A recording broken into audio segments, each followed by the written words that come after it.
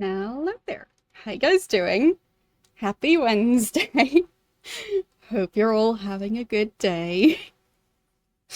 It feels like a lot of the northern hemisphere is just going up in flames these days. So yeah, it is once again quite warm in this room. Today I didn't make pizza though, so at least today it's not just, well, bad planning. But yeah. It is already 26.8 degrees at my desk, so I think, was it higher yesterday or lower? I don't remember. My brain doesn't really work that well when it's this warm, so yeah, I'm not sure. Either way, too warm, and that's why I've decided to cool off by being in the ocean. So yeah. Well, it was 28 at the end of the stream. I'm not sure what it was at the start of the stream. So I'll find out what it'll be at the end of the stream. But yeah, it didn't really cool down properly. It went down to like 24, despite really, really trying to lower the temperature as low as it would go. And that was overnight. So, yeah, it's probably gonna go down to like 25 tonight, and then tomorrow I'll be even toastier. Because that's the thing about several day-long heat waves. Like, even like having all the windows open and trying everything to cool down the place, it the temperature, the minimum temperature just keeps going up. So, yeah. That's the main part I always find rather frustrating about several day-long heat waves, because if it's just like a day or 2 days, it's easier than when every day it just gets a bit warmer. So, yeah. 21 degrees indoors or outdoors? Because, yeah, here it did not go down to 21.7 indoors. So, outdoors. Well, fine. Yeah, that's quite warm for 5. So, yes. But yeah, the gargoyles in Ultima 7. Right at the start of the playthrough, the gargoyle that I met in Lord British Castle told me to, as soon as possible, go and tell the other gargoyles about, like, um, what was going on with the murders and the wingless gargoyle being one of the suspects and that whole situation. And I think also at least one gargoyle has also been murdered, if I remember right. I think that was in the first area. That was where one of the gargoyles actually got killed. So I think there it was one of the first 1 or 2 crime scenes that was at, I think. Anyway, so a gargoyle murder victim, a gargoyle suspect who we haven't actually seen, but kind of seen a picture of that gargoyle now, because of a crystal ball having recorded the event of one of the murders. So, yeah, it seems like a good time to go and talk to the gargoyles, because, well, I've got some bad news and some worse news. They can pick which one's which. So, yeah, that's gonna be something. I do feel like I should have gone to that island even sooner, but I kept getting sidetracked because this game has so many quests. So, I'm curious if, like, me going there after being this far in the murder investigation, like, I wonder if I'm going to skip some interactions with the gargoyles, or if it's just going to be more efficient because I can already talk to them about pretty much everything. I mean, I'm sure there's still way more to find out. Like, there is the, what was it called? Like, Britannian, the Purity Society or whatever, they want to have the gargoyles not be part of human society. So, but there's also, I'm sure, going to be stuff going on there. I can't remember if we figured out where those flyers are supposedly coming from. Because I remember there was a mayor's office where I found a bunch of those flyers, but I don't know if they were the ones making them. Or if they were just receiving all of them. Either way. Yeah, there seems to be a lot going on in Ultima regarding the gargoyles, because, yeah. Murderer, murder victim, and also the whole war between the gargoyles and the humans kind of coming back to the surface. Because apparently 200 years of coexistence was too many years. So, yeah. Let's start the game, because... well, it's not going to get any colder in here. No point to wait for that. Alright. And let's switch over here. There we go.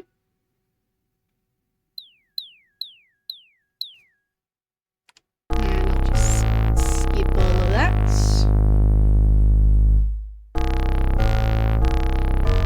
Has this pod always been this loud? I think that's louder than it should be. Sorry about that. There. I hope that's better.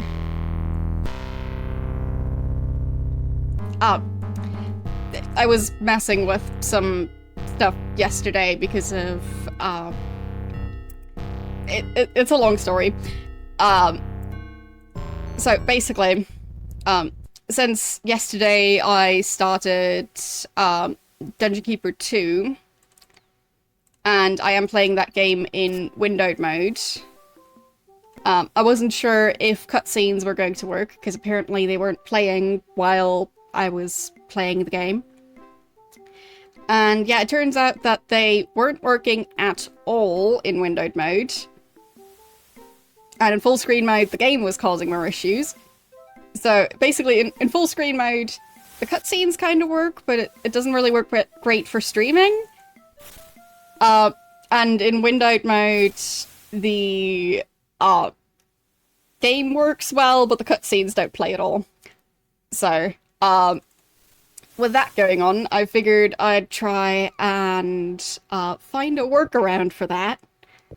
And it turned out that the cutscenes were in a very silly, specific video format. So, it was a bit of a journey to get that stuff to work. So what I ended up doing is I found a way to actually play the cutscenes properly, and then I recorded them via OBS.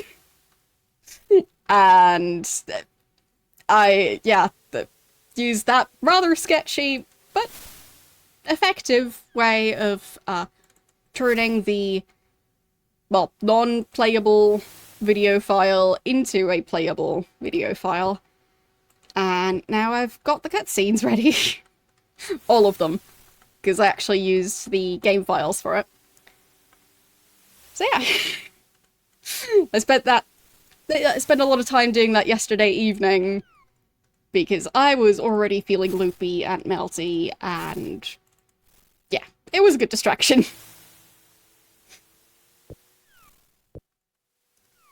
And it ended up working out okay, I think. But anyway, that's why I messed with my sound settings. So,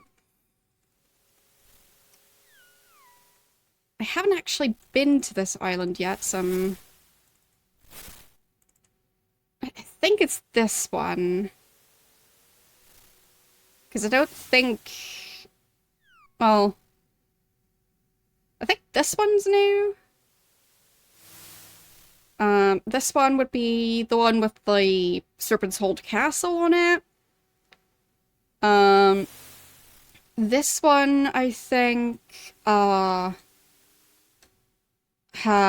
one of the previous enemies' castle. Can't remember which one it was.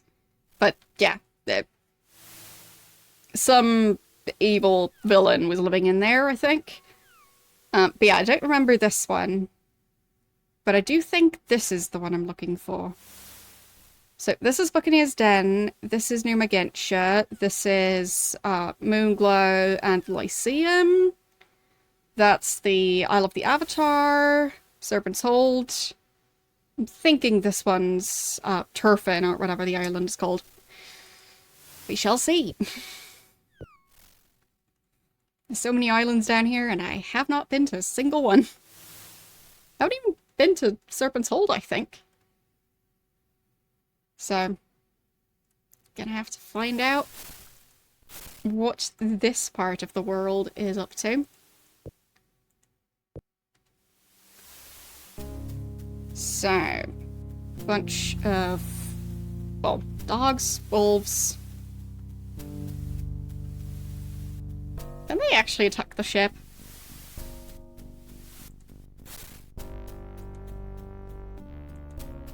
So if I go into combat mode while standing on the ship.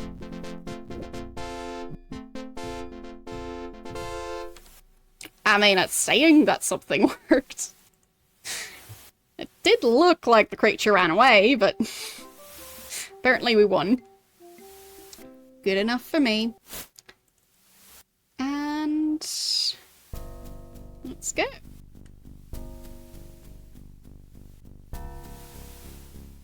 Where are the wolves? I mean, I see a bunch of blood leading towards the forest. But I think the wolf is still around here somewhere. Oh well. Combat music seems to have calmed down, so. Large building with, one window. I guess they don't like light.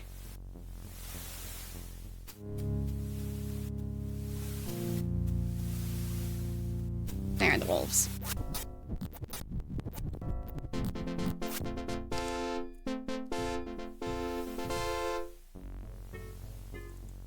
Or maybe glass is just really expensive. But yeah, that is a wall, not a door. Is that a fishing tackle? It's a spindle of thread. I'll take that. Fine, I'll save and then I'll steal that. Because I think that might be the solution to the puzzle of... I think it was, like, an item where the clue was that I shouldn't be pulling at threads. So... I'll try and take that. Well, they're not complaining, so... I mean, they clearly have a lot of free time, because I do think sculpting shrubs like that must be a very time-consuming hobby.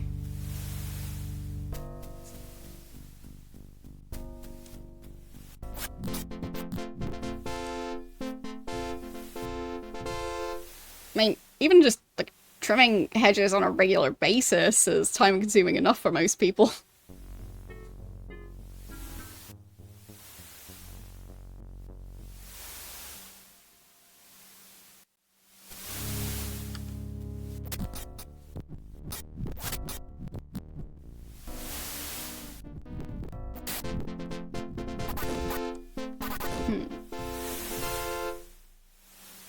So...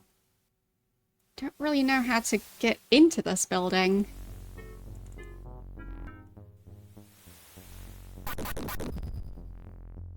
Is there anything on this side other than monsters?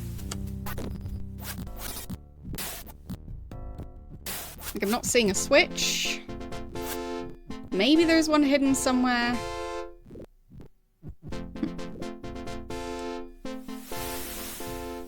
Guessing maybe that tentacle ended up unconscious?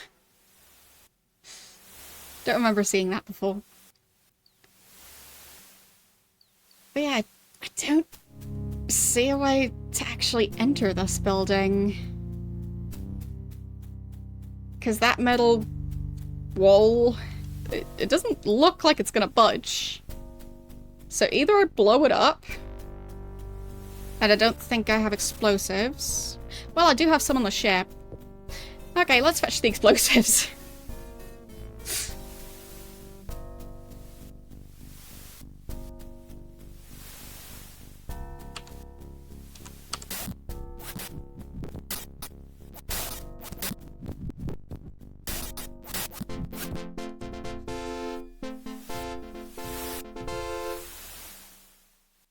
I mean, if you can't manage to get your door open, just blow your door up. That's how it works, right? Not really seeing any explosives in here. I thought we had some. I mean, I've got the black rock, which I can kind of blow up. But I thought I had barrels of gunpowder. But I guess I was wrong. So I guess I should collect them next time I get the chance. And here I've got torches. More torches. What's that green thing? Oh, it's just a weirdly shaped bottle. Okay. More torches, bandages. Yeah. I was pretty sure we had those barrels of gunpowder. Well, I found food.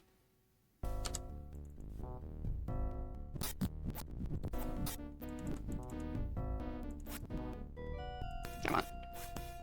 Get it.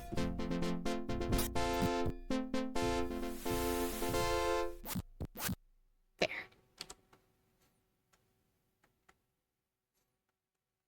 Alright. Should hopefully be able to store that. I did a fair amount of inventory management last time, storing stuff on the ship, so I do hope that's going to pay off. Do we still have gold that we didn't hand in? I don't remember. Let's see. No, I think we were pretty good about handing stuff in. I should probably hand that potential quest item to someone who is actually carrying potential quest items. Yeah. You seem like a good choice. Okay. Gonna be so nice to actually have inventory space. But I think this house, considering I don't have explosives and I don't have the explosive spell yet,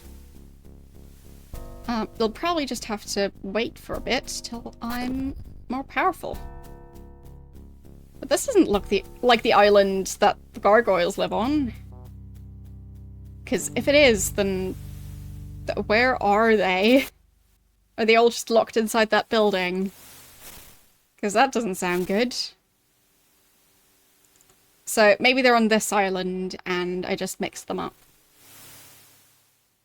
I mean, I hope they are, because that island looks more suitable to actually, well, be inhabited by more than one gargoyle.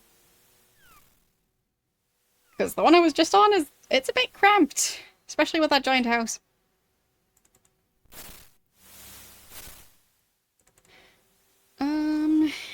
Okay, so I'm already stuck on the mountains of the island I'm trying to visit. Is that a cave? Or does it just look weird? I think it just looks strange. Or my ship just doesn't fit in there. Still don't have a magic carpet. Hopefully I'll manage to find one eventually. And if I do find one, I wonder if it's going to work inside of stuff like buildings and dungeons. Okay, so Small, humble houses. Slightly different decor and no beds. So, any gargoyles around? Because this area looks more promising. Still empty. Did something happen to all the gargoyles? And nobody noticed? Oh, there's one. Okay. You see a frowning gargoyle. I'm not sure I can tell the gargoyle is frowning. It looks a bit, well, sinister than frowny to me, but... Your name is... Salame. And your job is... He's the gardener, okay. And not interested in speaking much. And...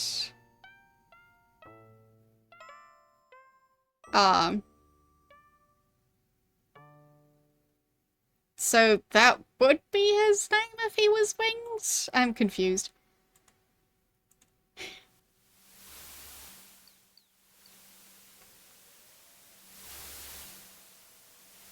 Or he doesn't have a proper name because he's not winged.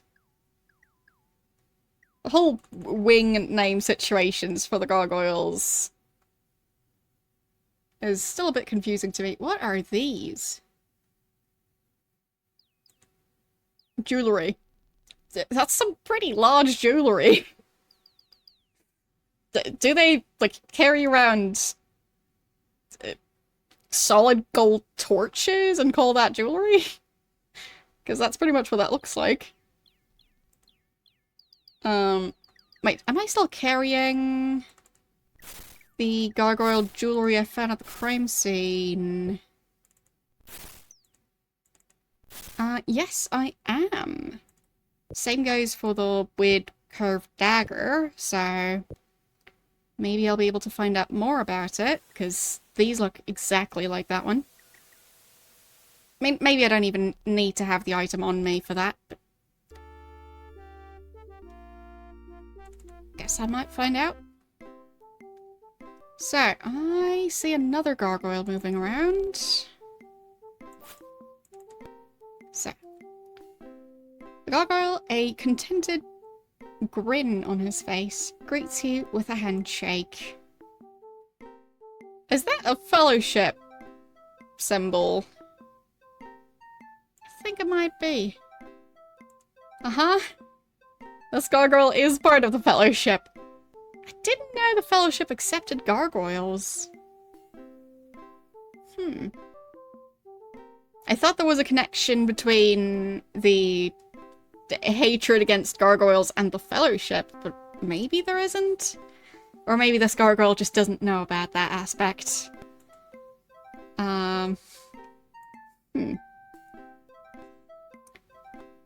So, your name is...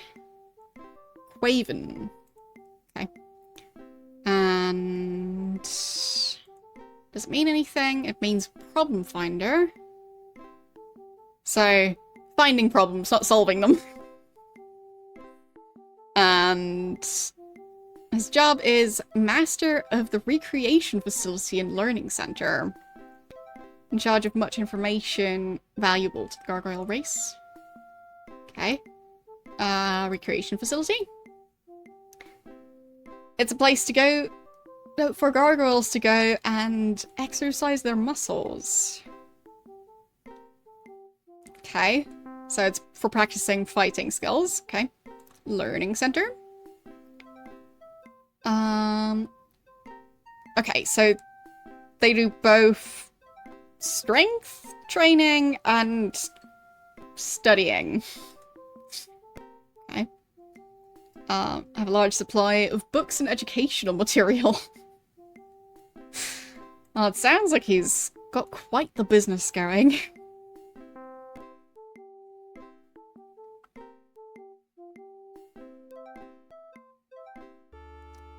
So, Anyone in here?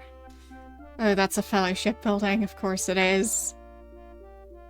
I mean, that's the first winged gargoyle, so...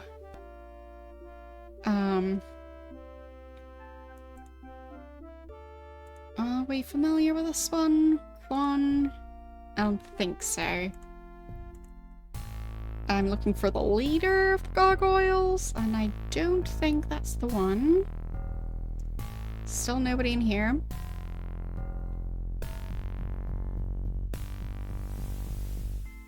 And how about this building? Oh, I do see some winged gargoyles around.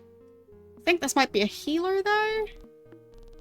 Wait, maybe that's not a bandage. Maybe that's jewellery. Or maybe a uniform? Gargoyle tending the bar lifts a tankard to you. Okay. Oh, I think that might be the ruler. You see an aged gargoyle, bent and withered, with a regal bearing. He smiles gently. It's been many years. I'm your old acquaintance, Draxinusum, whose name I still don't know how to pronounce. And still the ruler, or no? Unable to say I truly have a job at this time. The young ones no longer look to me for guidance anymore. They look to Regis, or more often to those in the Fellowship. Huh.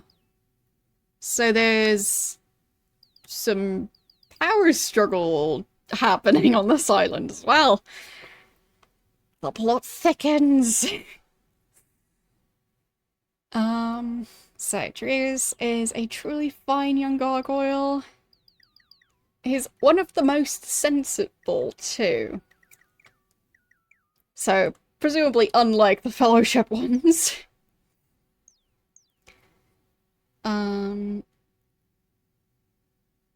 So he sees fit to adhere to the old ways, the ways of the altars. Some of the youngest still look up to him. Majority seem to have been wooed away by the glamour of the Fellowship. I mean, they do have some very pretty stained glass windows, I'll give them that. To tell you that his weebling, Janamo, is intrinsic at the time. So I guess that's the son of the other gargoyle. Let's see more about that one. Fine young gargoyle, and was raised by Tyrgus, keeper of the altars. Okay. Left town because of the tension between the altar worshippers and the Fellowship. Huh. I've been angry and distrustful of the Fellowship. Give news of him. Right, Trinsic, I think. Right? I think it was Trinsic. Is that the one who got killed? I mean, that would be quite sad. Like, oh, I do have news of that one. Mind helping me solve the murder of that guy? There. So... where were the names?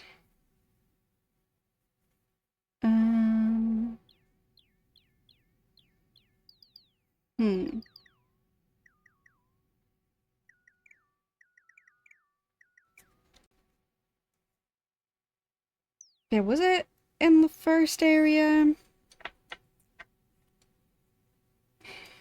Because I think it was in the first one that I found the two... well, the dead human and the dead gargoyle. So the two dead humanoids. Yeah, they're Inamo. So that does sound like the same one. So yes, I have news.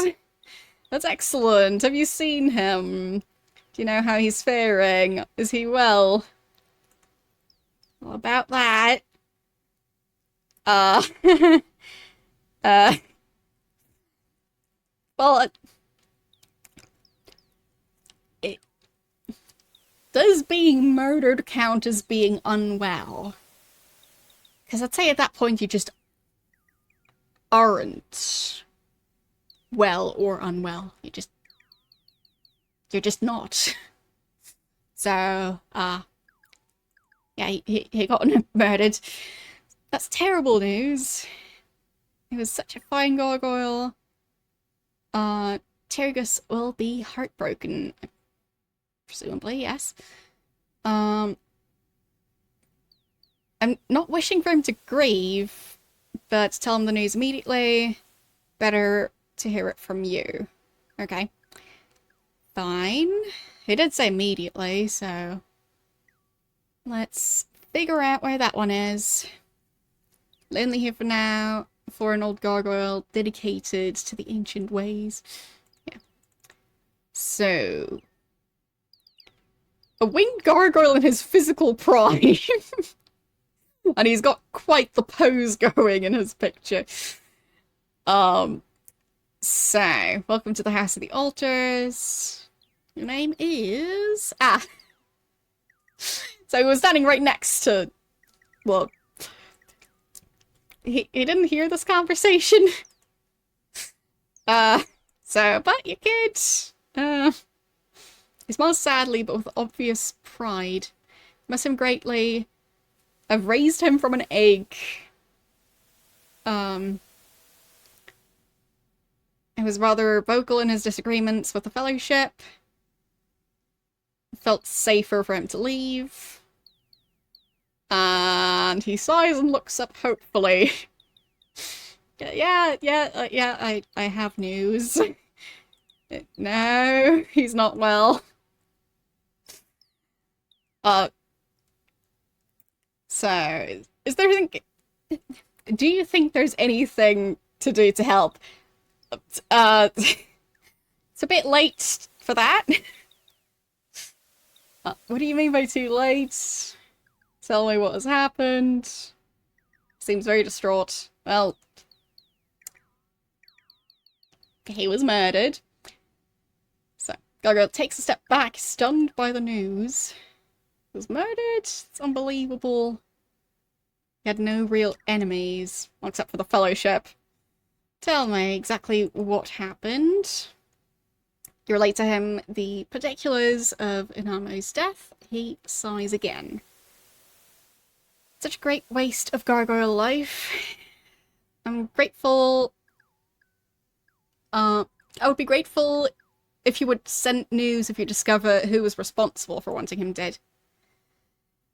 He's quiet for a few moments, getting accustomed to the situation. Apologise. Need some time to grieve. Please come back later. Okay.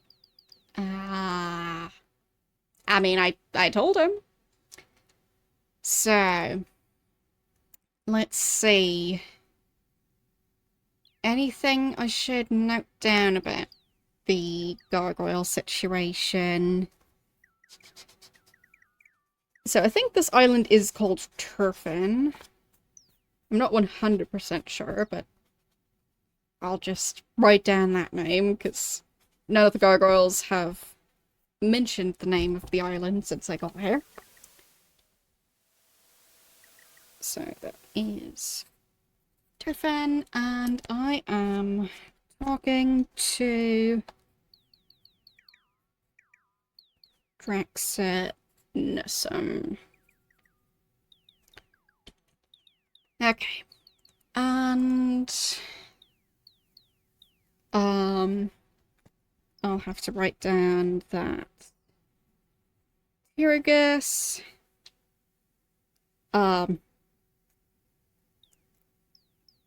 well, he's kind of the new leader, but also kind of not.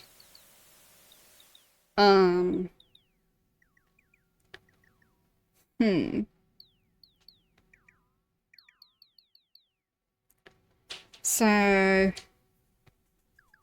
I'll just say that a lot of the younger gargoyles look up to that one. So.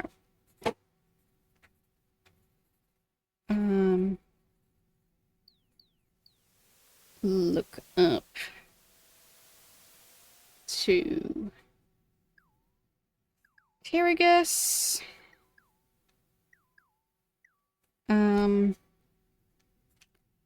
And I'll also add in that he follows the what was it? The way of the altars? Yes.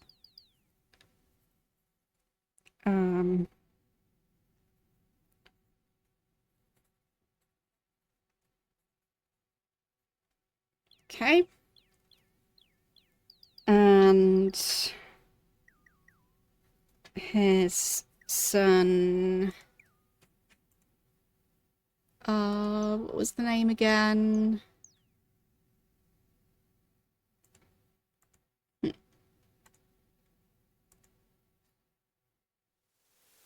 Yeah, so he mentioned Turfin. I think I didn't actually read about this before. Maybe I can look at that again. And the son's name was, I think, Inamo. Moved to Trinsic because of disagreements with the Fellowship.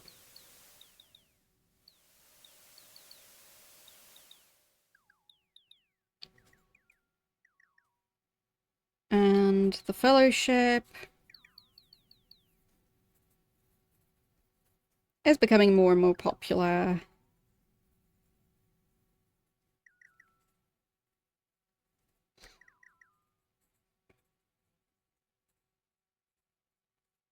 Among gargoyles, specifically.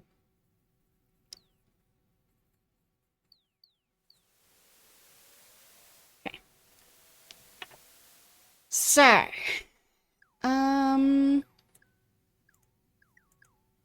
so what was that about the Fellowship? Don't know what to think of them and their tenants. They don't seem dangerous. They're not following the old ways, the ways of passion, diligence, and control.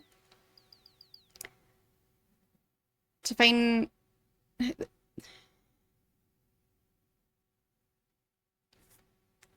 They feign worship to the shrines here in Turfin. Of course, especially to the Shrine of Control. But I don't trust them. I have to wait and see. Okay, so they do have shrines here. And the Fellowship is pretending to go along with that.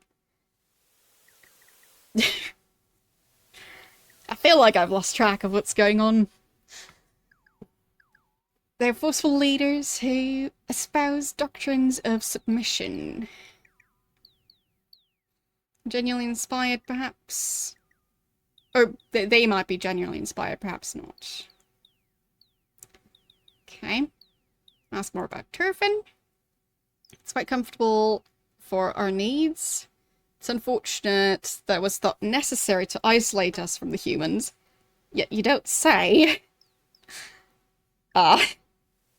There seems to be a bit of an issue going on there.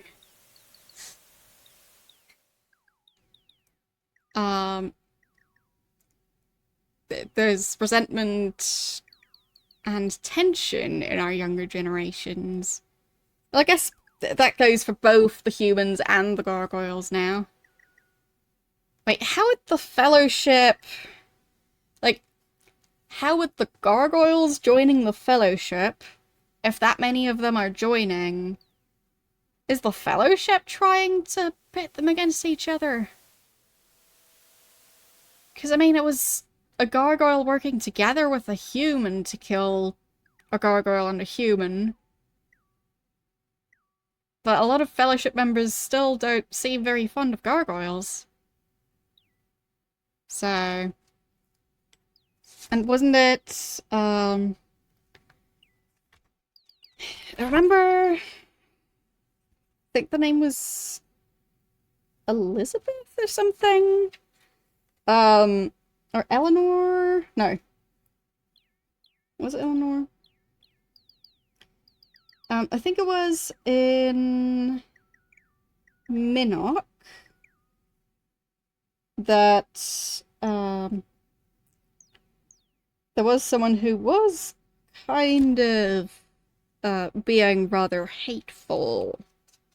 I thought it was a fellowship leader being hateful towards the gargoyles, but maybe I'm misremembering. Hmm.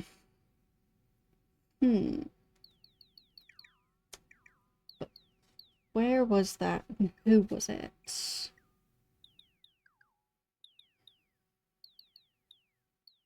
Hmm. So... Oh, fine. I think they were having issues with another group. There's so much going on in this game. So I think that was not gargoyle related. I don't think there were even any gargoyles in Minnock. So confused. Um, so they don't remember the old days, the days when we had to work together to survive. Smiles, reliving old memories, then shakes his head. I've had to give up much, but we have had to give up much when we moved. It's always quite difficult to understand what the gargoyles are saying because of the sentence structure they use. It feels a bit unspecific. So, let's ask about the leaders, or no, about giving up, because that's the one I clicked. Many of my favorite possessions. It was too much trouble to move so much. And ask about the leaders. Fellowship is directed by two winged brethren. They're called Runeb and Quan. Okay. I'll write that down. So, the local fellowship branch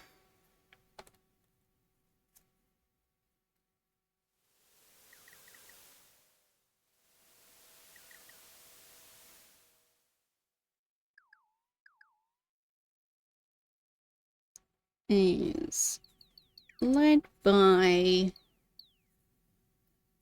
Runeb and One.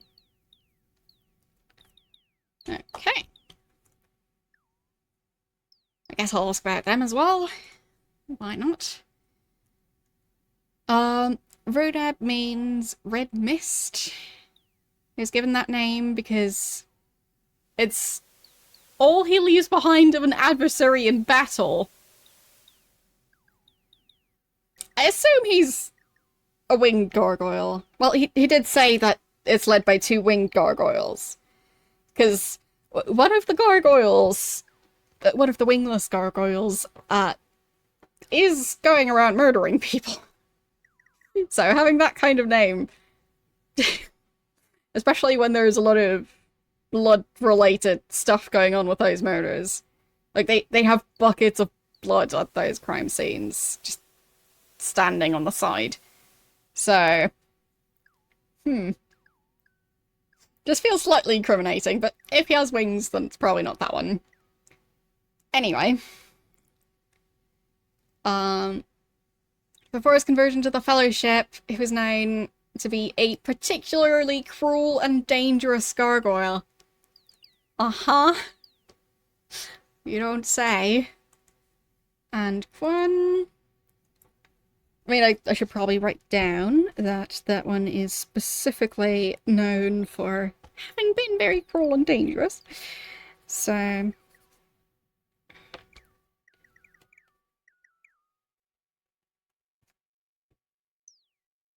Runeb.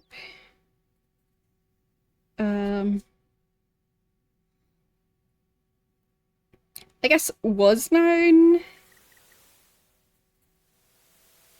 for being cruel and I guess deadly.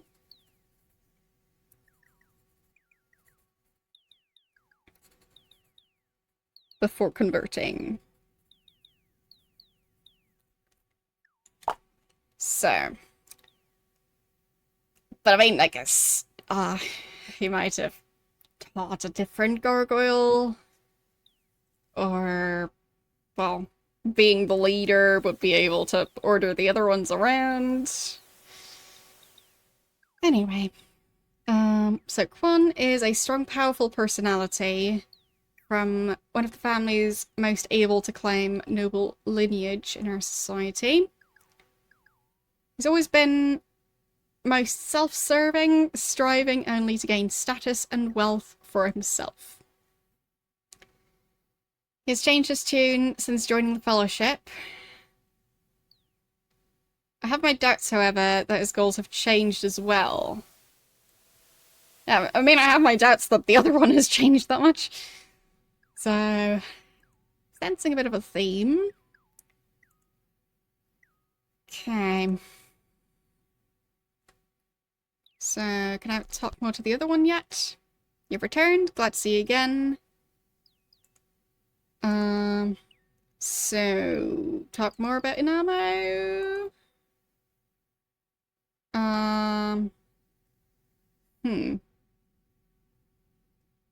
Part of us all wish to know who was responsible for his dishonorable end. So, dishonorable to the person who murdered him, or dishonorable to the person who got murdered? Because... So, your job is caring for the altars of control, passion, and diligence. It's a position of great responsibility, especially important in these times of trouble. And there have been many disagreements in town lately. There's been much tension between the followers of the principles of the altars and the followers of the Fellowship. I've heard rumors of threats to the altars. Okay, fine. Let's write that down. So I'm talking to Cherigus now. So takes care of the altars and lately there have been disagreements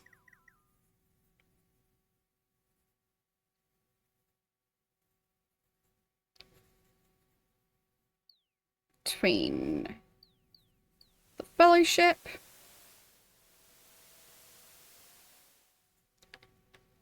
and the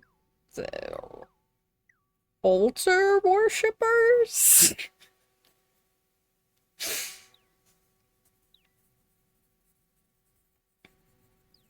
And there have been rumors of threats to the altars.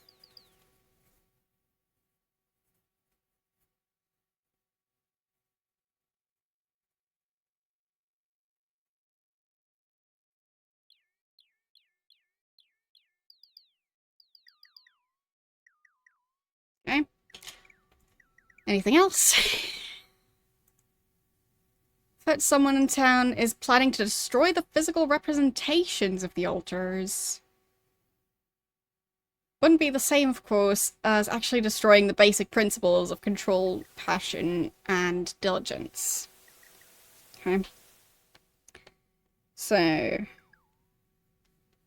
someone is planning to destroy the altars.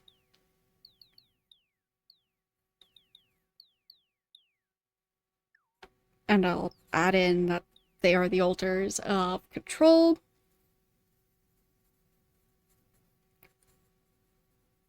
Passion and diligence.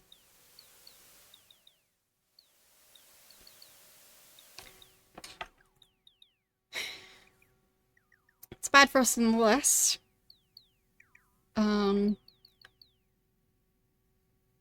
Trying to find out who's planning this, if there's time. Or maybe asking me to help with finding out. Yeah, okay, he's asking me to help with finding out. Return to me with evidence when you determine a course of action. Would be very grateful for your assistance. Yeah, there seems to be a lot going on with the Fellowship and the Gargoyles. Well, the more traditional Gargoyles versus the Fellowship Gargoyles. So, I wonder where this quest line is going to lead. Or where this story is going to lead. Ask more about the altars. Caretaker and group leader to the altars of the three principals. Do you wish to make a donation? No. Maybe next time. Sure. Ask more about the Fellowship. Wary of the Fellowship ideals. They're ignoring the altars in their search for unity and losing respect for the old ways. Is it really? I mean, it's a very... the game is packed full of quests. And I feel like the Elder Scrolls franchise went a slightly different route there. When I was playing the end of Daggerfall, that quest was an experience as well, but a different experience. So... branches run by Quan and Runeb. I guess I'll ask about them again. Sad to have lost one to the Fellowship. He was a good gargoyle when he was young, but he fell into bad company later. Concentrated mostly on self-aggrandizement and hedonism in the last few years. It's a shame. And Runeb, sad case. Wish to have been able to save him. He was always uncontrollable, but he got worse in the last few years. As far as I know, he worked on Daggerfall, but I don't think he was leading Bethesda yet, but as far as I know, he was in the team. I could be wrong. Seems to want to start as many fights as possible. He found a reason for using his strength against all those weaker ones when he joined the Fellowship. Great!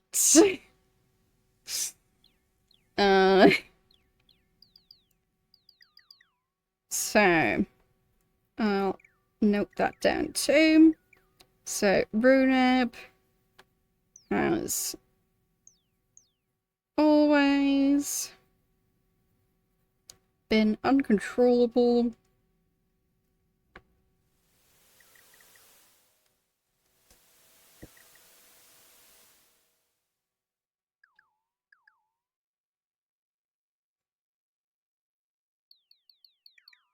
And aggressive.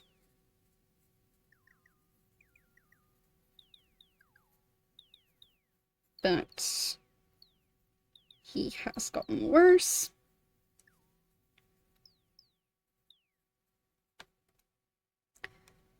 And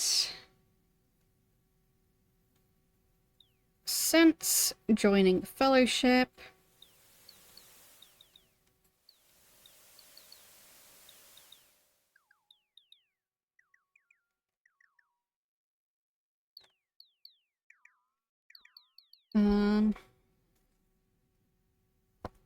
have to switch to the next page because so much dialogue. So, since joining the Fellowship, he has started to use his strength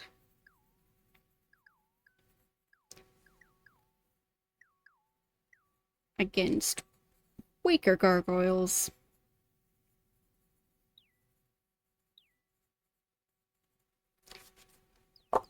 Well, doesn't he sound like a sweetheart?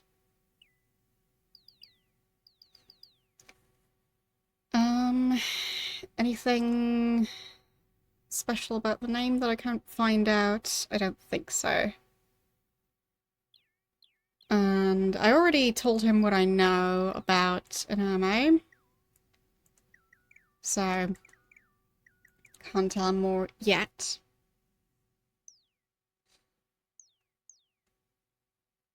I've talked to this one already. So, let's find more wingless gargoyles to talk to, maybe? Because that could maybe shed some light on things happening around here. Are you wingless? Yes, you seem to be. Are you in the habit of traveling around killing other gargoyles? Stop running! I just want to talk to you. There. So, the gargoyle welcomes you by making a sweeping motion with his open hand. And your name is... Petra. Okay. You new to Turfin? I mean, are there any humans on here? You should talk to Terragus, the sage or Forbark, the tavern keeper, for information about him. Ah. What? Terragus, the sage or Forbark, the tavern keeper. Like, is that a list? Or is that a description of Terragus? I'm confused.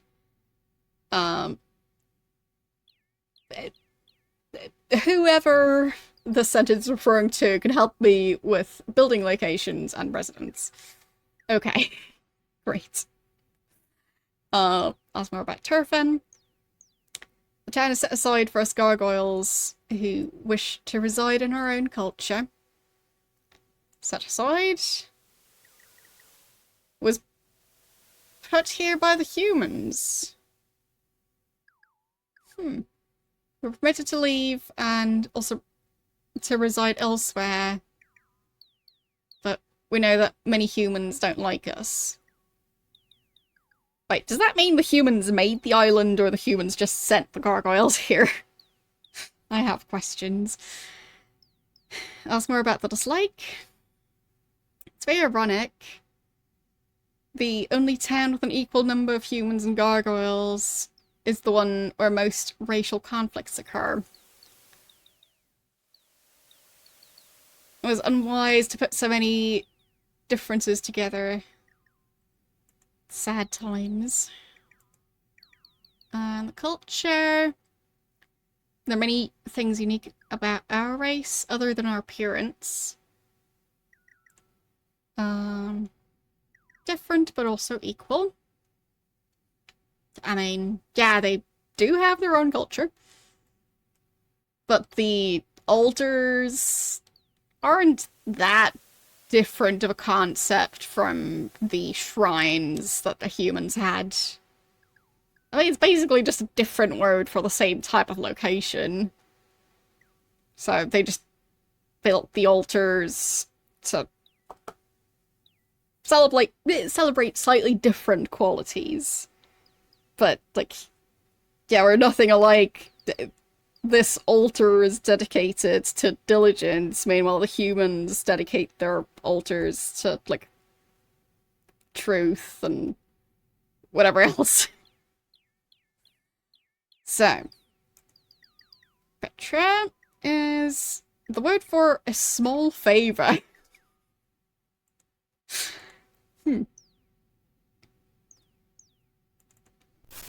What's in those barrels? A bunch of pants and shoes. I mean, I'm not sure if the gargoyles ever even wear full armor, so... Doesn't seem like there's a big customer base for that. Have I talked to you? I don't think so. You see a very distraught gargoyle.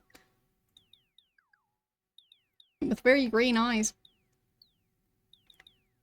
Oh, another fellowship medallion. That's why I can immediately ask about it. Your name is... Sarpling. And your job is...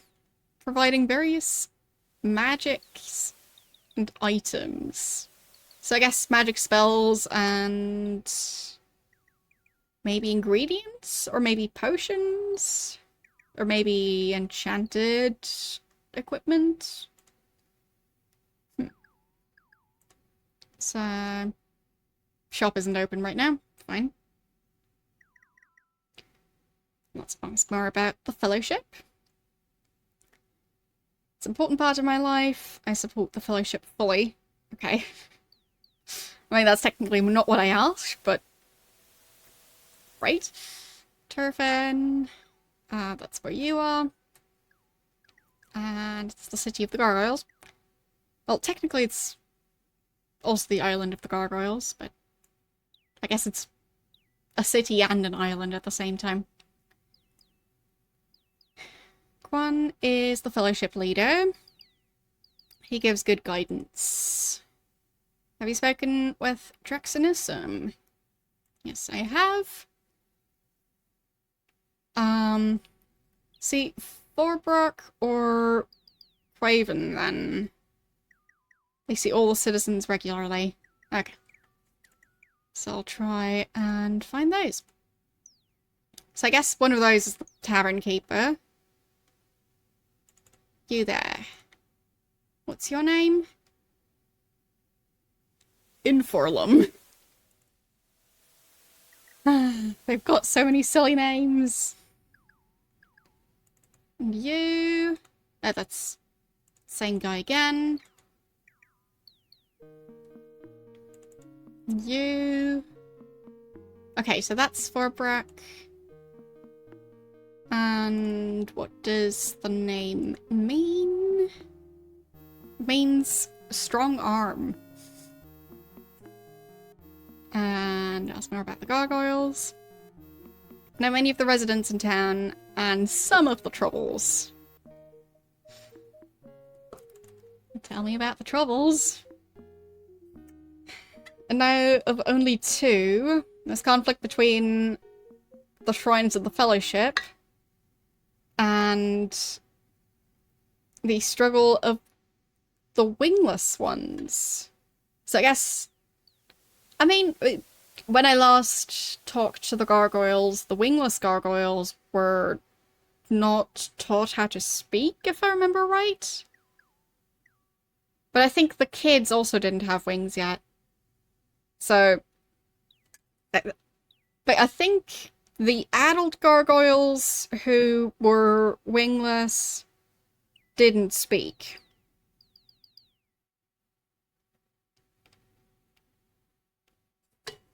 And basically had to do, like... well... the jobs in society that the winged gargoyles didn't want to do. So... I mean, it seemed like things have gotten better. They are at least talking now. So, wingless versus winged? Wingless friends are discontented with their lot. I wonder why, but never ask. Talk to the healer and the trainer. They will have seen evidence, if there is evidence to be seen. Okay. So, what was this person's name again?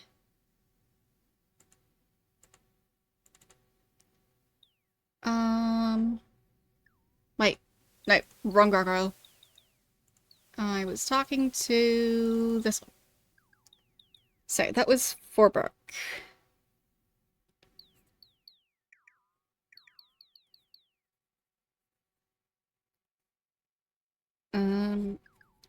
There are disagreements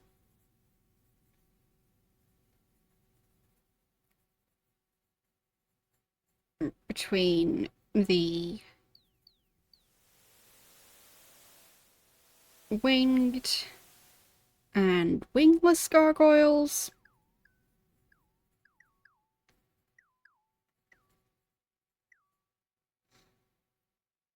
And ask the healer and the trainer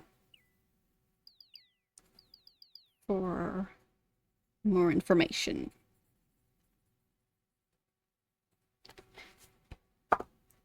Okay, so there's not just two groups that are fighting each other, there's two sets of two groups that are fighting each other.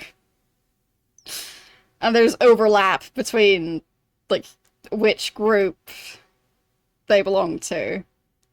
So presumably there are wingless gargoyles who worship at the shrines and wingless gargoyles who have joined the fellowship. And same for the winged ones. So that's gonna complicate things. Okay. So your job is gestures around the room. Well, fine. Taking care of the tavern, I guess. What can I buy? Jerky, flounder, ham, bread, cheese, grapes, milk, mead, ale, and wine. That's some very human-inspired food. I mean, I guess flounder is just the fish. It's just called that. But I feel a lot of the other ones are... Well, maybe he's specifically offering me the human food. But yeah, I thought in the previous one that the gargoyles had their own food as well, but maybe that didn't really translate. Don't know. Have I asked about his name yet? Oh, I think it meant strong arms. Yeah, exactly. Or strong arm, just the one. Alright. So, I mean, I already heard about the trouble between the followers of the Fellowship and the gargoyles who stick to the old ways. But I guess maybe he would actually know something about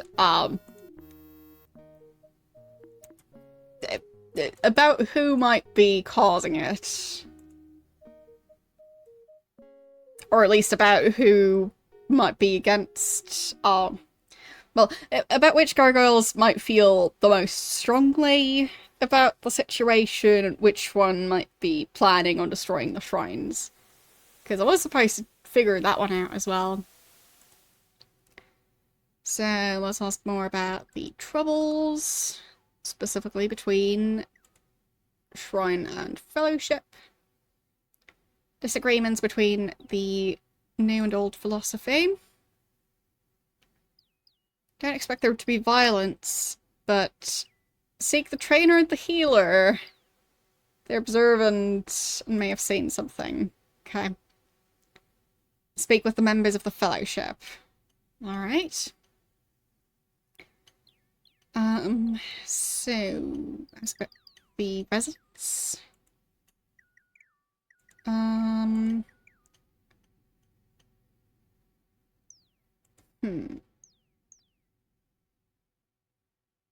that's not too many people being listed.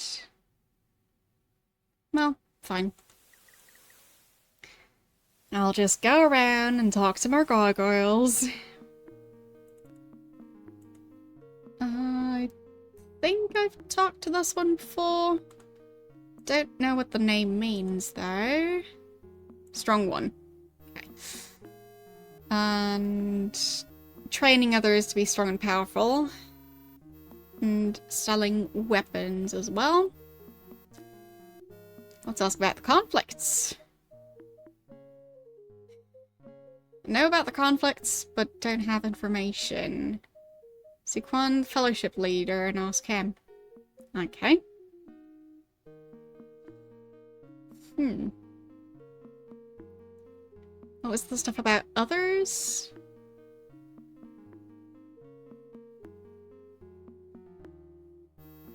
So it's just sending me back to Forbrook. Okay. Are they just gonna send me in circles?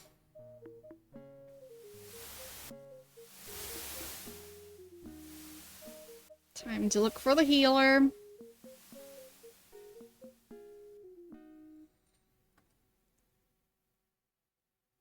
Jewelry shop is still empty. I think this was the fellowship building. Which is probably not where the healer is, because the fellowship is against healers. Which is a very normal stance to have. Oh. Got a shrine? Or just a random cave? Oh, well, a dungeon or just a random cave. That's what I meant. That's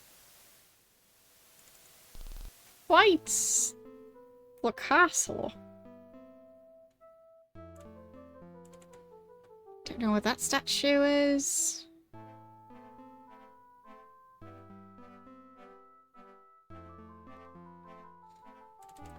So, who lives here?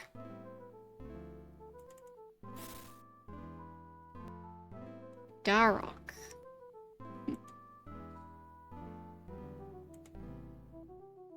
So... novel of human who poses as a gargoyle to view what life is like from the Gargish point of view. Stories are a remarkable mix of historical and entertaining facts from encounters with many gargoyles. Yeah, I don't think that's someone's journal. Because I was hoping that it might be something like that, where I can easily find out who's living here.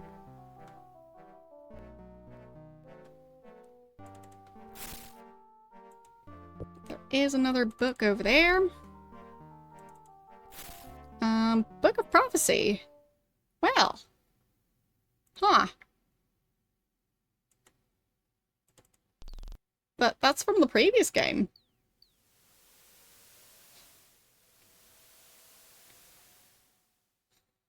Yeah, I mean, I guess that's just the...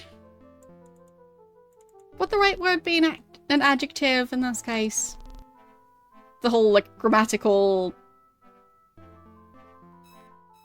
well, the words that refer to, like, grammatical categories and stuff, they never really stuck around in my brain, so... yeah. I like garlic. Book of Forgotten Mantras. I mean, yeah, they seem incomplete.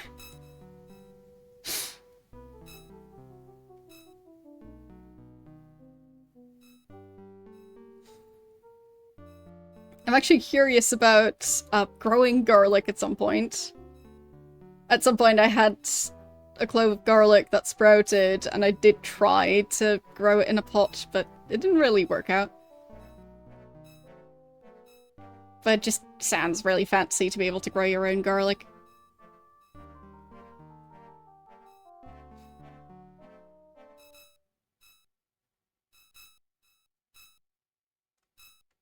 Well, I will try harder next time.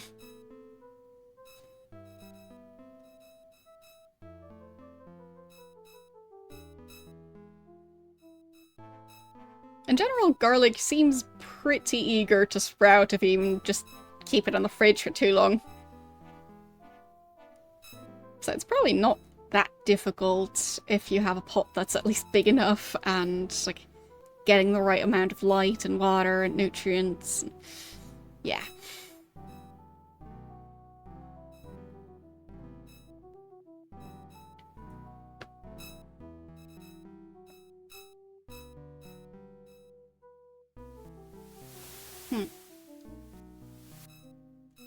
Not sure where the healer is going to be. Maybe this building, actually.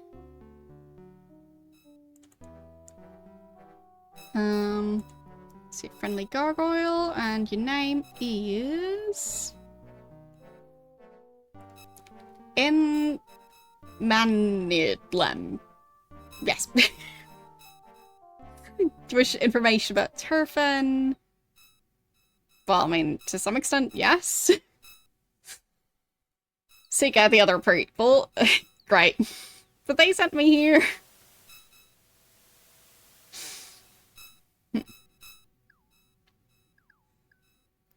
So... Can I tell the healer that the tavern keeper sent me here? I guess not. So, what's your job? Being the healer? Let's ask about the conflicts. Now only of one dissatisfied gargoyle. He's always been a problem, but now he's acting hostile and aggressive. He's named Salame, the gardener. I recommend you talk to Salame. Interesting. I have actually seen Salame, so...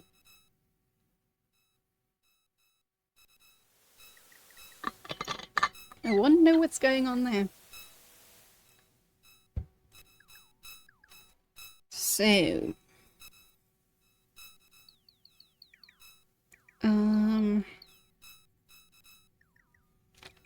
So... Salame has been acting upset and aggressive.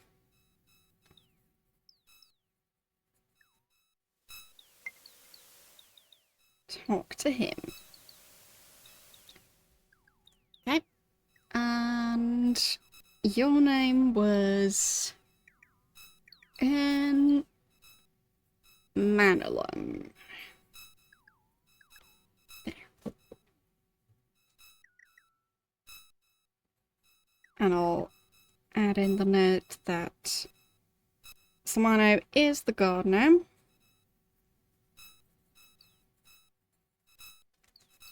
I'm still curious to find out which gargoyle is running the jewelry shop. Because I feel like that one might be able to tell me more about the jewelry. But maybe it's just a red herring.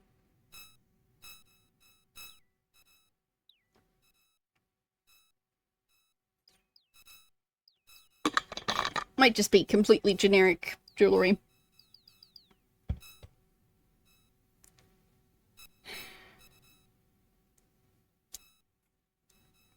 Okay. So, I have already talked to the former king of the gargoyles. That's more about the name. It means make healed one. Okay. And ask about Turfin.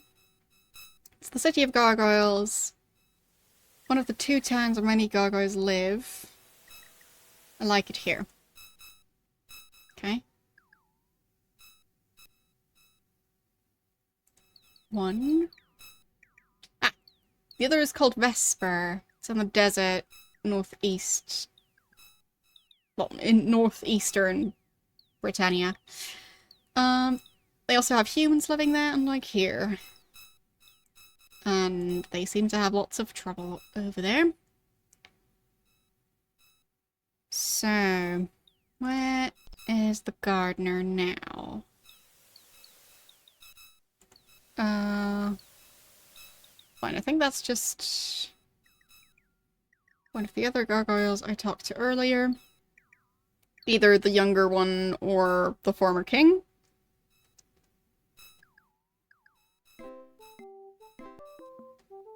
Where's the door to this building?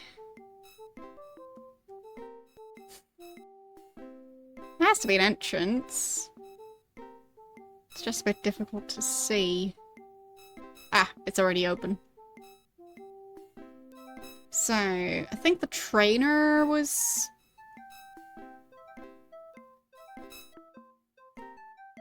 using this building. But he's not here at the moment, even though it looks to be the place where he has his bed as well. Ah, of course. So... yeah, those two. I can't remember if one of those two was the gardener or not. Might have been.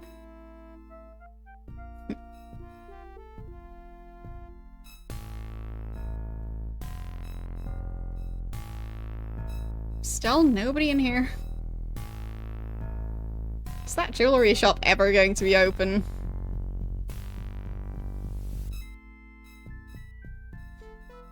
Doesn't seem like a great way to run your jewelry shop.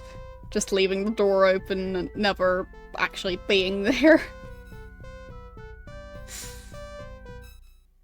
Because it was unlocked.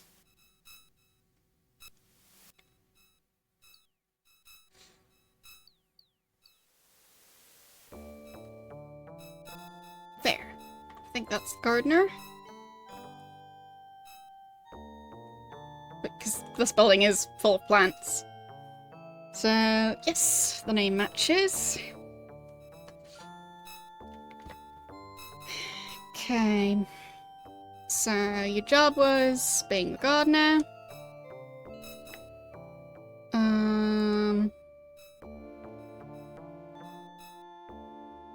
What did your name mean again?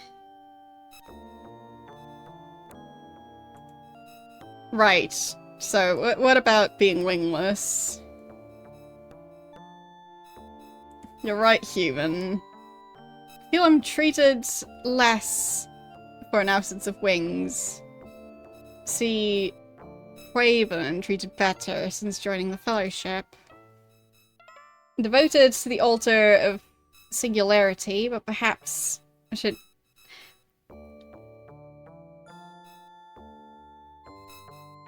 perhaps I should change it if the Fellowship doesn't care about wings? Interesting. Yeah, it seems the Fellowship is involved in pretty much every conflict that's going on in this place.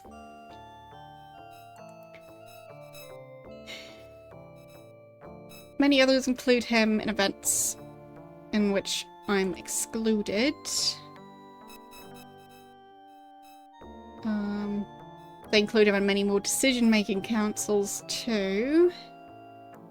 Let's ask about the one... so, he's also without wings, but he's respected as if he were winged. So it took them 200 years, and they still haven't managed to be a bit more accepting that, like, half of the race has no wings. Anyway. The others are the gargoyles in the Fellowship, who treat the one who joined the Fellowship better. I mean, makes sense. That is kind of what the Fellowship does. But I don't think he was the one willing to destroy the shrines, because it sounds like he's actually... or the altars. Because it sounds like he's actually part of the group that cares about the altars. So...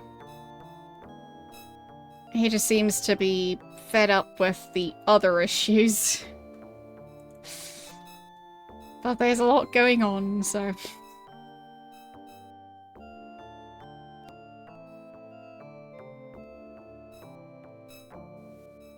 So many disagreements for such a small population.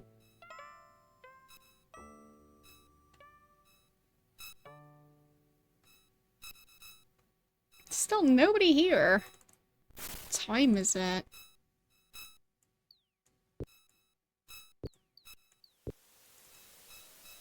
It's almost midnight.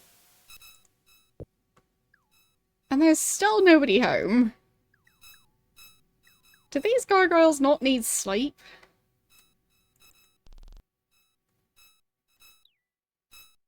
Like, has the Fellowship somehow figured out a way to just exist without ever needing to sleep?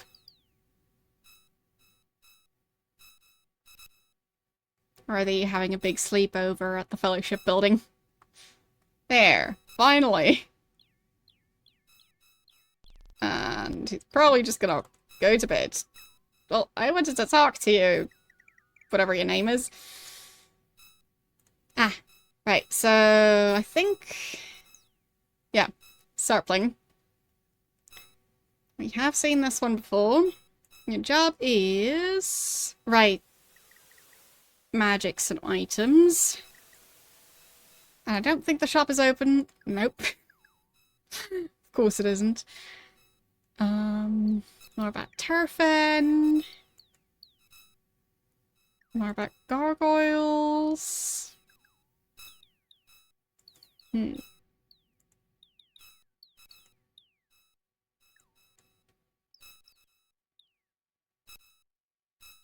not sure if I've talked to Raven. Was that the healer?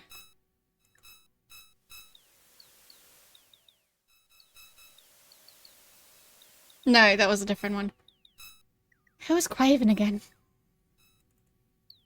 Is the gargoyle just following me around like they do when they glitch out? Yep. Okay. Just checking.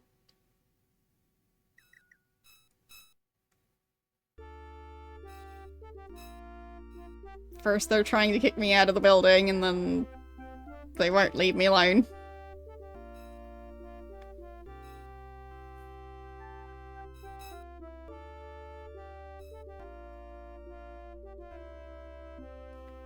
So is there anyone in here?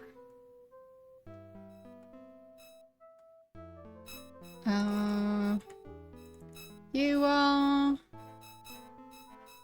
Terragus. Right. So I guess these are possibly the shrines?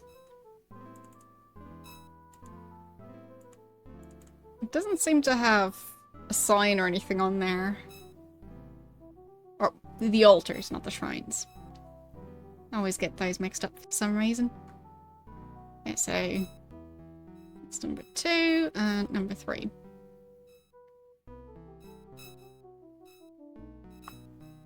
So I do think that's what those are.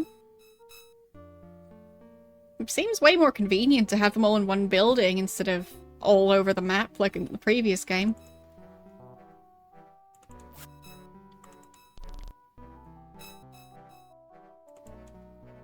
Hello. How are you doing today?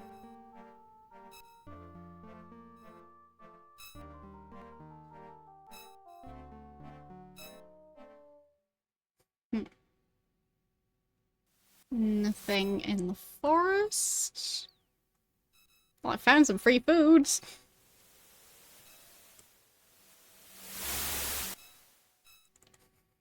I mean, they haven't complained about hunger yet, I think. Very uncharacteristic. Because they always seem to be starving somehow. Like, I look away for 5 minutes and they're all starving.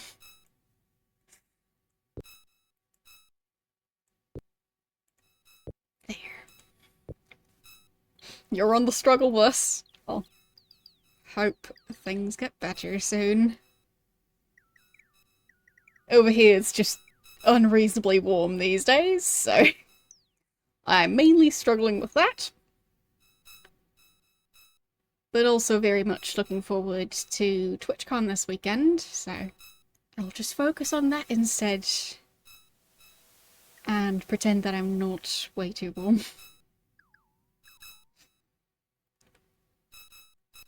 So, 39 degrees over there today. That is quite warm. Well, I'm not sure about the outside temperature at the moment, but the indoor temperature is 27.4 at the moment, right at my desk.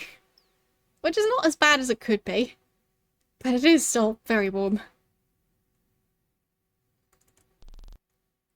Who's living in this cave? And why is he not talking to me? Hello? Gargoyle? Anything? No? That's a bit strange. So he's just in here working, but not talking. I did have a spell that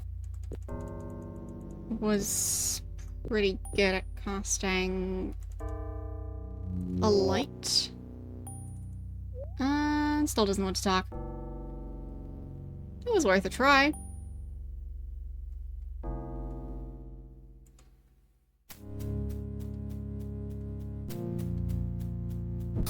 Oh. Did a tentacle just come out of the wall? I think it did.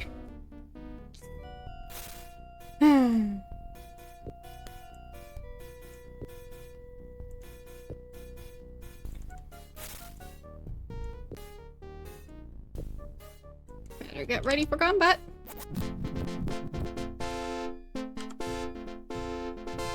There.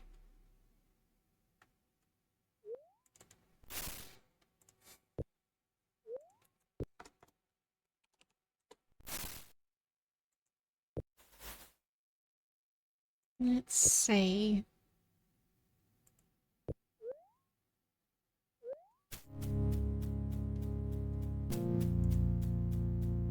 That's a shovel. So there's a shovel underneath a bunch of debris.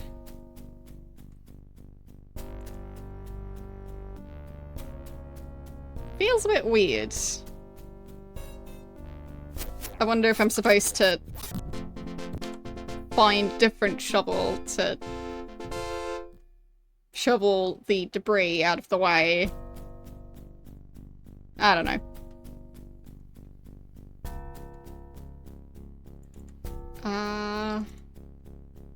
They don't talk. Okay. Wow. This isn't weird at all. What if I collect the gold nuggets? Does anyone mind? I mean, they're just laying around.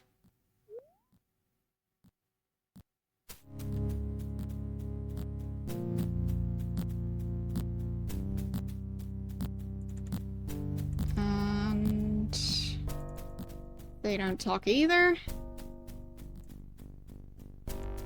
Are they mining for black rock around here? Because why would they leave the gold nuggets behind?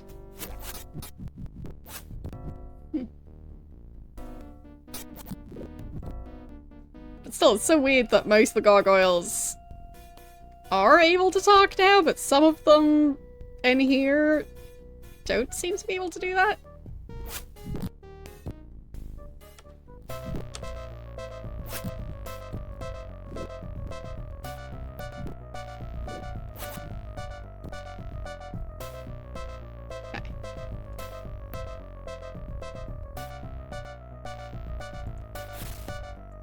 Don't think they're carrying anything.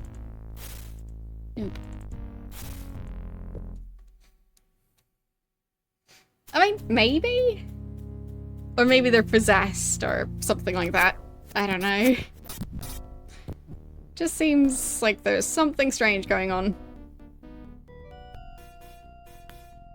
Where are they running off to now? Did they find more rats to pick a fight with?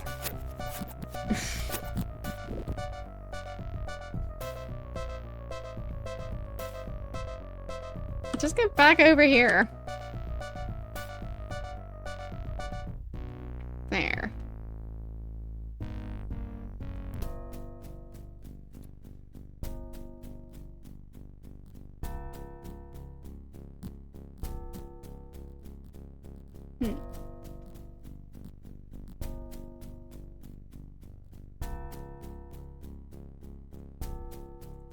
Yeah, that one doesn't talk either.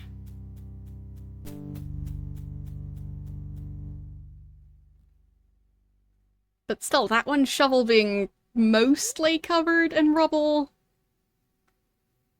It just seems wrong. Is there a gargoyle under there as well? Because why would there be a random abandoned shovel covered in a bunch of dirt if there wasn't a cave-in? In which case, how do they know nobody got covered in all of that stuff? So... still no way to talk to them. Alright. And I guess that's just where they store their bags. I won't empty those. I do think I stole some stuff from one of the other gargoyles, but that's okay. And that's mine. Wait, wasn't there a gargoyle in there before?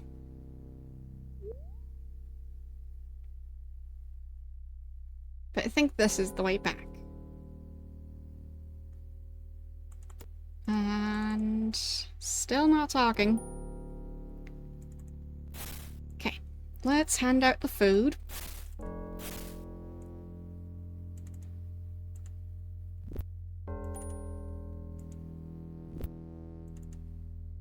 I'll just hand everyone the same type of food to hopefully keep all of them in sync. Because if I have to micromanage every single character's hunger levels separately, it just takes a lot longer. Okay, so they've got a bunch of powder kegs and torches over here. Would they mind if I was trying to save. I didn't mean to blow them up. Okay, when was my last save? Mistakes were made. Okay, so that was at the start of the mine.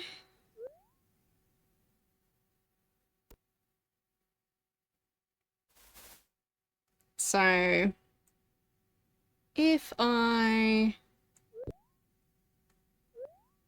take some of that stuff, just some of it,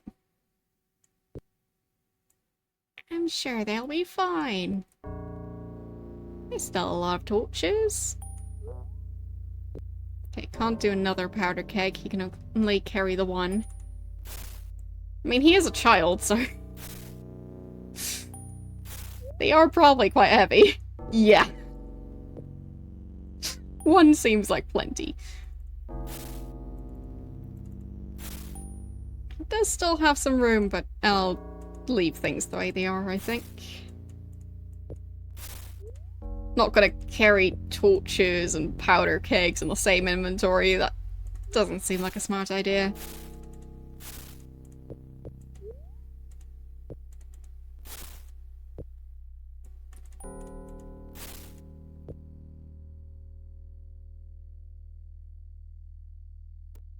Yeah, I couldn't talk to anyone in here. So other than collecting a bit of gold, probably should just head back.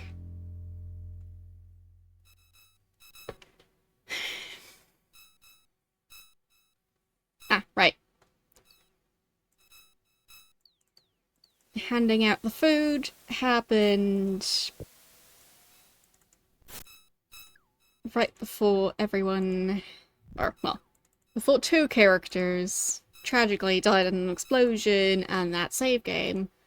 mysteriously reverted back to before that happened. Like magic.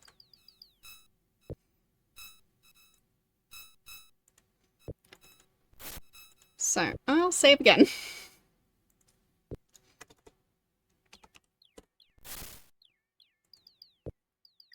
And what do we do next? So they've clearly got a fairly large mine. But I think it just has the one entrance, and I didn't notice any locked rooms or anything like that. There's a shovel here. Wonder if I could borrow that.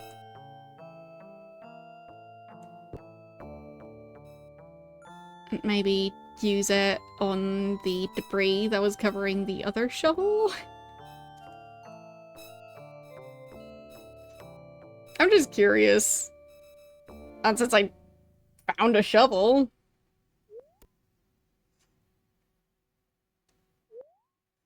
I kind of have to try. There. This one. Because there's items here that make me think that maybe a gargoyle was trapped underneath the rubble. So, can I use the shovel? No. Not really a usable item. How about the pickaxe? The pickaxe is usable. Okay. So... he's not holding it in his hand, though. Shield? And now he can do it. Okay.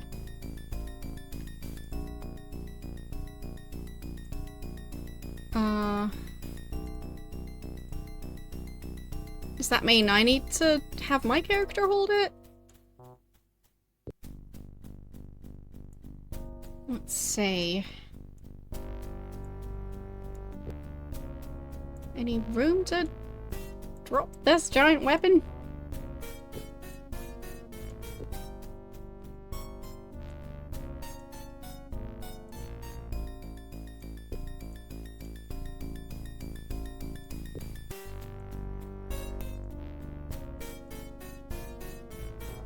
No.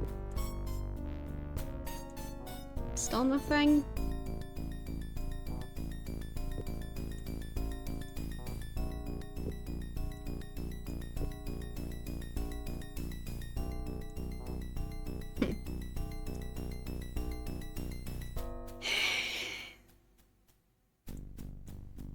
Can I put it in this backpack?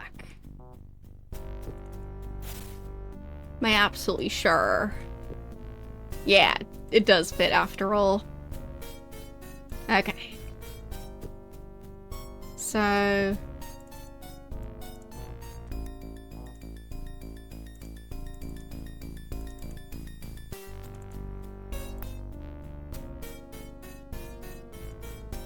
pick is not needed for that.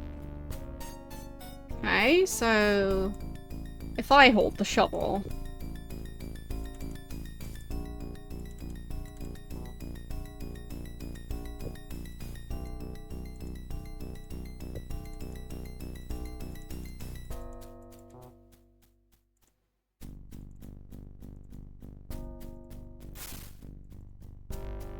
No.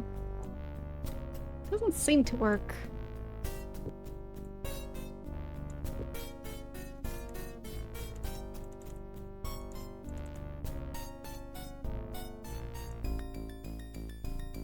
Weird. Well.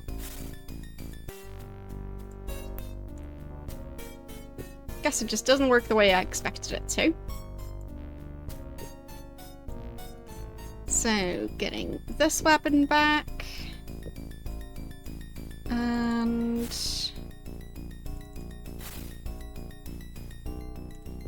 you can go back to using your usual stuff. Okay.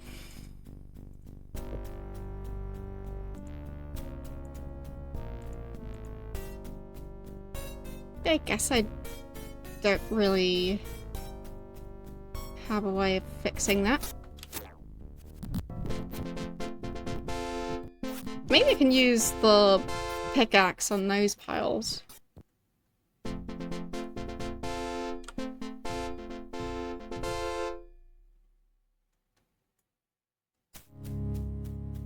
So I'll just take another one of those and avoid that tentacle if I can.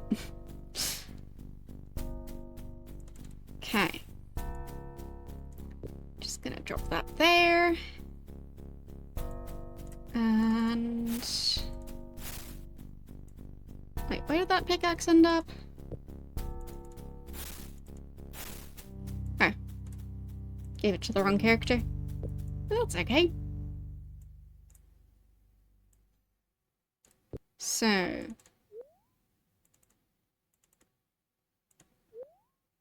not needed for that. Fine.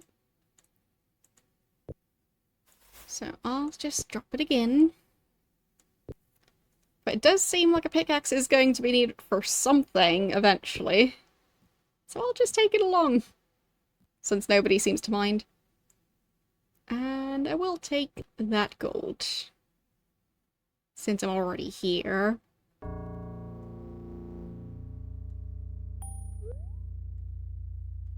Okay. Yeah, I'm not sure where I'm going to have to use the pickaxe. But it does seem like it's going to be a thing eventually.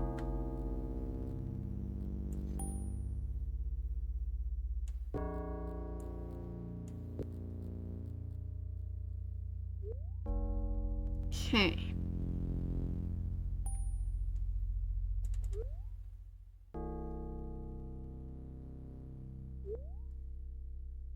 I think I already took some of that stuff. If I remember right, he's carrying the gunpowder. Might as well just dump some of that at the ship. Because those barrels seem a bit heavy.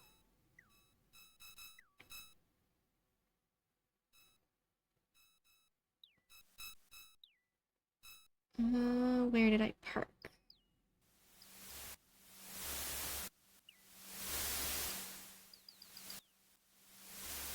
I mean, having a credit card reader seems quite fancy.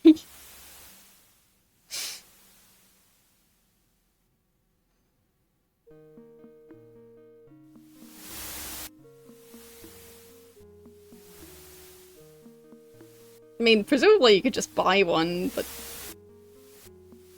yeah. I've been to so many places where, like, it's like a crafting market, and nobody ever seems to have one of those readers. Tends to just be cash only.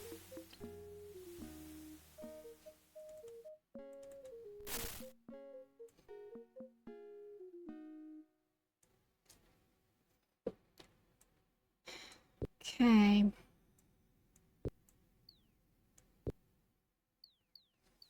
I wonder if I just wore the medallion, if I could pretend I was a fellowship member. But they probably have too much contact with each other to be fooled by that.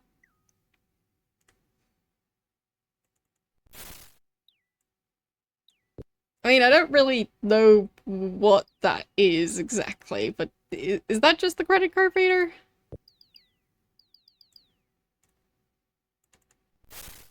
Because I haven't heard of it, so...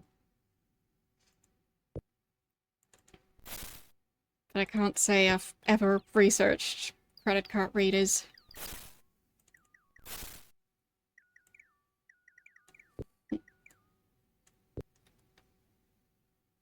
Kinda want to keep those in my inventory, so...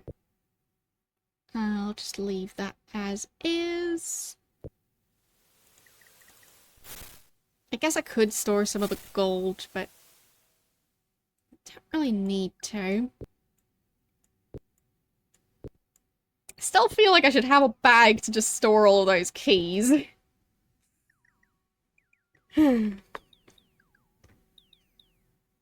Ah, okay. Yeah. I mean, I've heard a lot about those wallets that are supposed to be, uh, protecting your cards from being read while they're in the wallet. So, yeah. I assume there are people out there who misuse those devices.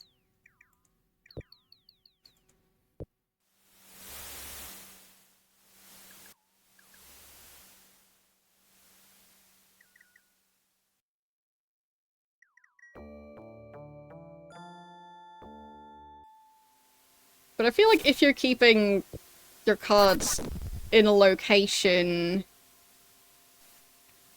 where it's that obvious, you also should be maybe putting it somewhere else. Because I do think those readers don't work super long distance. So.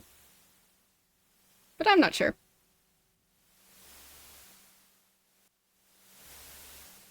Like, if you're keeping your credit card in your back pocket, then... well, I've got bad news about keeping stuff in your back pocket. Including how things tend to get bent if it's like a phone or some other item that's, well, small and not made of, like, steel.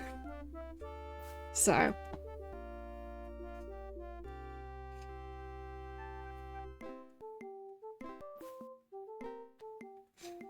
what's the question?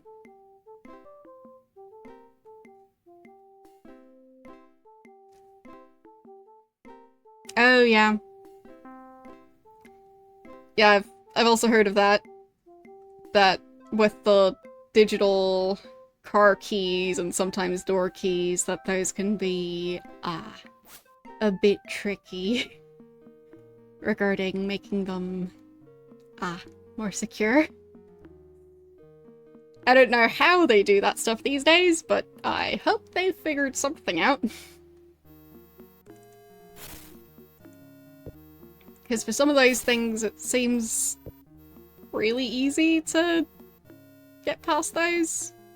Like, I've even heard of Android phones being able to basically work as that. So, yeah. A lot of electronic locking mechanisms are maybe not the most secure, from what I've heard.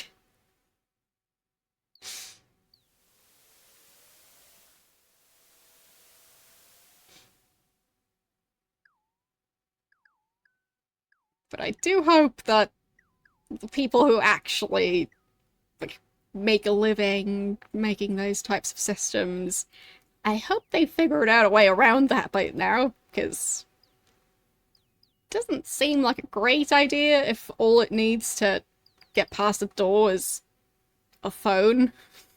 Because most people have phones. So, was there anything else I needed from the healer? Well, I guess the trainer didn't really give me much information, so... the healer did tell me some stuff. I don't think he's going to tell me more now that I've talked to the other one. Because it's not a dialogue option here. Desk reference. Well, actually, that could be useful. Effects of various potions. So, black potion is invisibility. Blue potion... deep sleep. Orange, awaken. Purple is protection. White is illumination. Not sure why an apothecary would need to have a potion that makes you glow. Because presumably you are drinking the potion. and that's how you're using up the potion. And somehow it provides light, like a candle. So you drink it and then, your head starts glowing. Sure, that's safe. Powerful mixture. Yellow potion is a powerful mixture, but gives healing aid. And green is poison, and red is to cure poison. And then, yeah, just details. So I already got that information about the potions. I was hoping to find out something new, but guess not yet. What is this? Decorative sword. Well, I mean, it doesn't look very useful. Like, how would you even hold that? Kind of looks like that sword is about as likely to stab you as it is to stab someone else, because that looks kind of sharp, and that looks kind of sharp, and both of those parts look like they're kind of sticking out in a way where, yeah. Probably a bad idea to use that.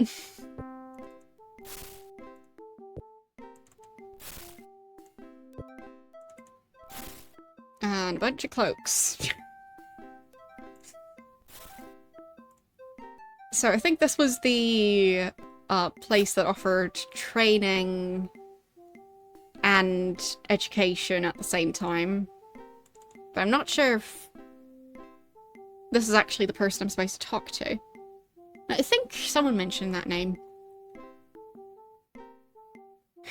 Was he the leader of the fellowship? Or one of the two leaders? Or was that a different one? Nope, that was a different one. So that one's Quan, and this one's Quaven. So, similar, but not quite. I mean, the first three letters are the same. So, have I asked about the fellowship yet? I don't really need to know about the tenants, so about the organization. Was there anything else? Chair? Material well-being? Okay. So just, like,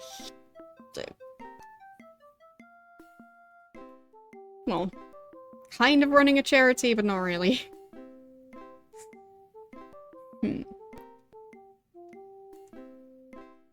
So, what about needing the fellowship? Had a poor life before the fellowship. I've been pained, ignored, and mistreated.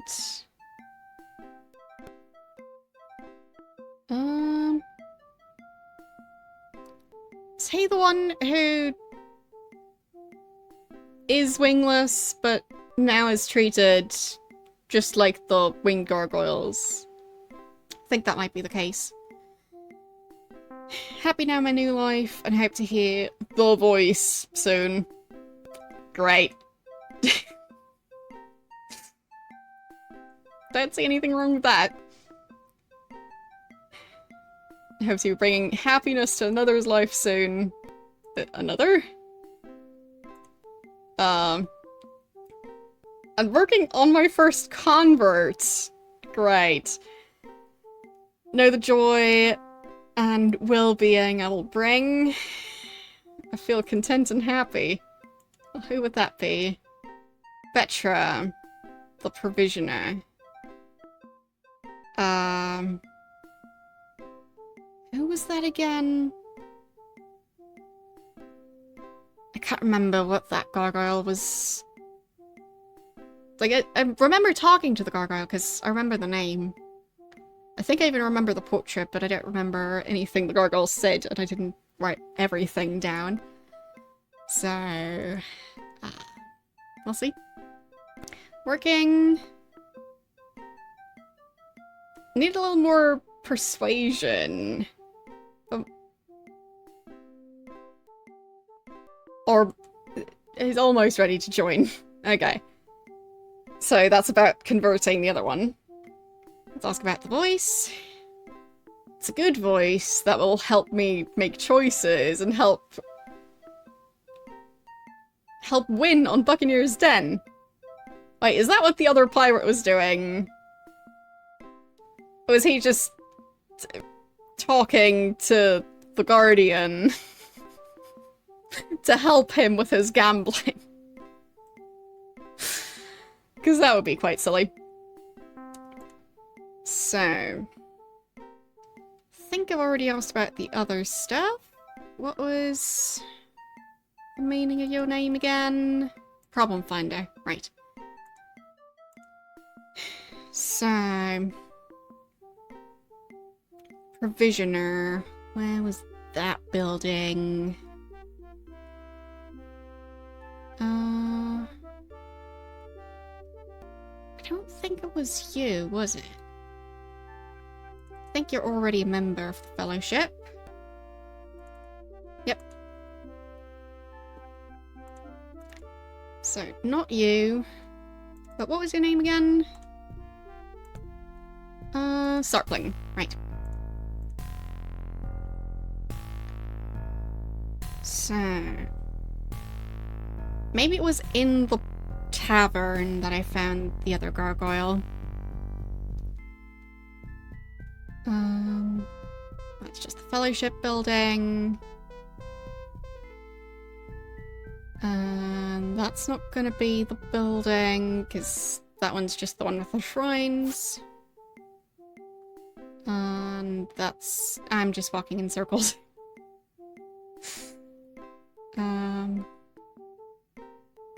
Which one was this one again? Oh, this is the trainer, I think. I did actually want to talk to the trainer. If I can get him to wake up. Wakey wakey.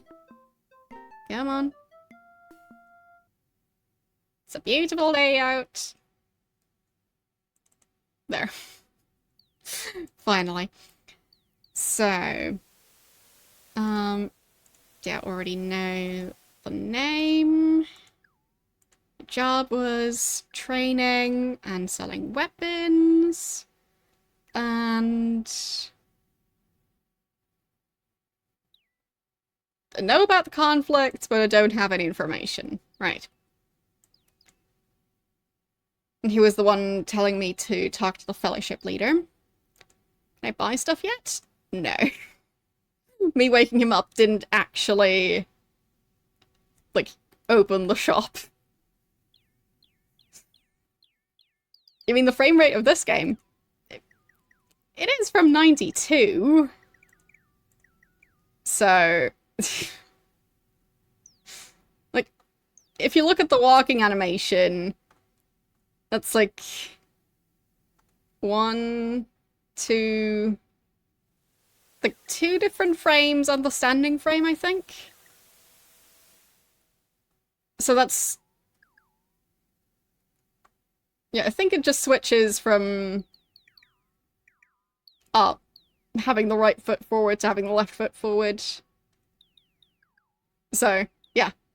Walking animation is 2 frames, and there is also just a frame of them standing. So, yeah. It's not really a frame rate issue, it's just from 92.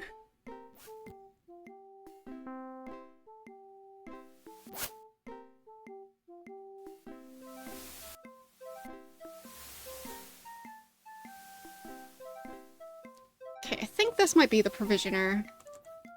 Yes. So... smiles about... well, me mentioning Quaven. Okay. Likeable young gargoyle. Are you joining the Fellowship? Shakes his head. No, it's not an organization for me. Quite happy as I am, devoted to the altars, I believe Quaven to have been misled by the others in the Fellowship. Okay. So, I guess they might be trying to convert each other? I mean, that seems quite ironic. Both of them going, yeah, I've almost convinced the other person. Meanwhile, they're trying to do the same thing, basically. So, I mean, Sarpling, his portrait picture looks a bit weird. And he's the one running the jewelry shop and never being awake to actually run the shop. So, I do agree that that one does seem sketchy. But, let's ask about being misled. Don't believe there's deceit from the Fellowship. Oh, I do believe there's deceit from the Fellowship. And expect that it's not what it appears. Well, you shouldn't say that out loud, because, if the Fellowship hears that, then, there's gonna be a bucket of blood somewhere. I believe promises of happiness made when Quaven first joined came true from Quaven himself, not the Fellowship. I mean, fair point, I guess. Ask about Sarpling. Don't trust him as far as I could throw him. And I could certainly throw him far. Right. Altars. Heard rumors about destroying the altars. I'm upset, but I don't have evidence. I know that only 2 gargoyles have easy access to such weapons. I'm one of the gargoyles, and Sarpling is the other. Huh. Interesting. What was your name again? Bertram.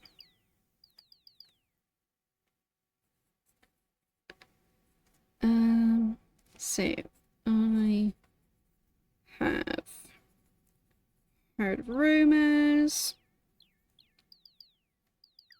about a gargoyle wanting to destroy the altars and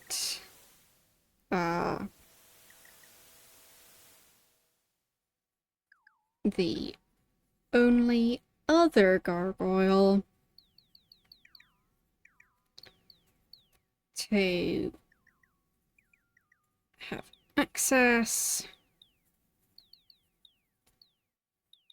to the necessary equipment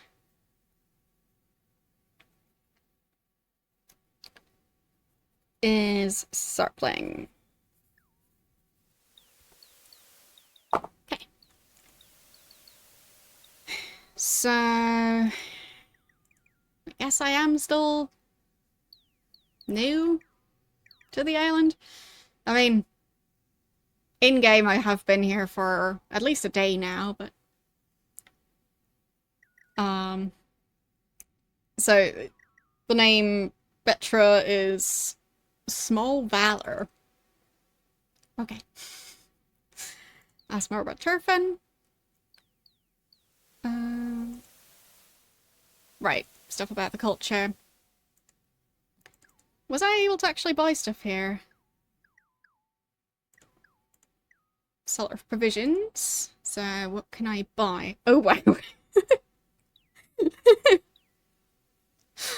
More options here than at the other place.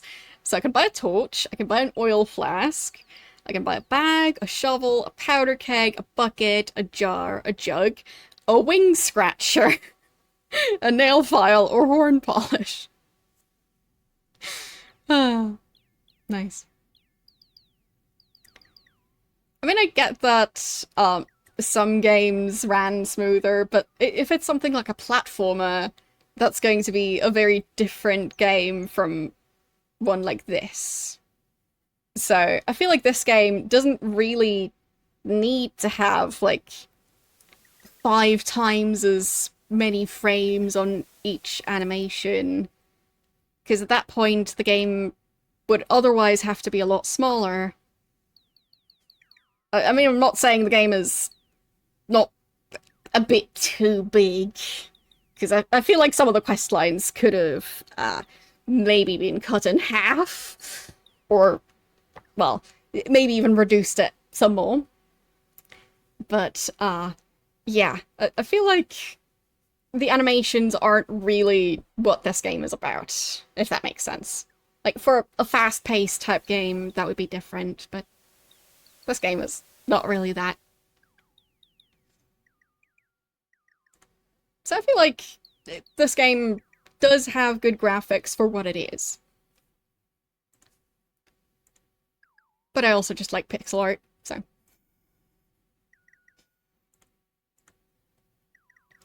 Like, from some of the new game trailers that have been presented at whichever event it was, there seem to be some new games that have kind of a weird frame rate, but have that frame rate intentionally. But for some of them, it just doesn't really look quite right. At least based on the trailers. Because it's high resolution, but, like, low frame rate. Like, I think some of them are supposed to be inspired by stuff like claymation, but they're not claymation. So, that art style, I'm not sure about it. Maybe I'll get used to it, but at this point, I feel like that is more weird to me than a game like this. But presumably they're still cheaper to produce than a game with a different frame rate, unless you're just using assets that have already been made by other people. So... Because, I mean, I know from the animations that I've made myself, animating stuff can take a lot of time. So, especially if it's very complex animations, and, like, you're animating stuff frame by frame, not making, like, a 3D model, and then, like, changing stuff about that. Like, I feel like... Well... more traditional animation, it feels a bit underrated these days.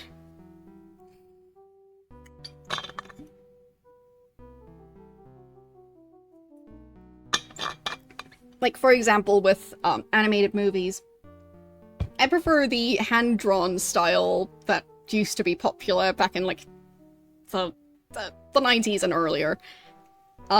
I prefer that one over the more 3D one. But apparently, from what I've heard recently, Disney doesn't really do the whole hand-drawing animation anymore, and they can't because they just don't have the people and the equipment anymore.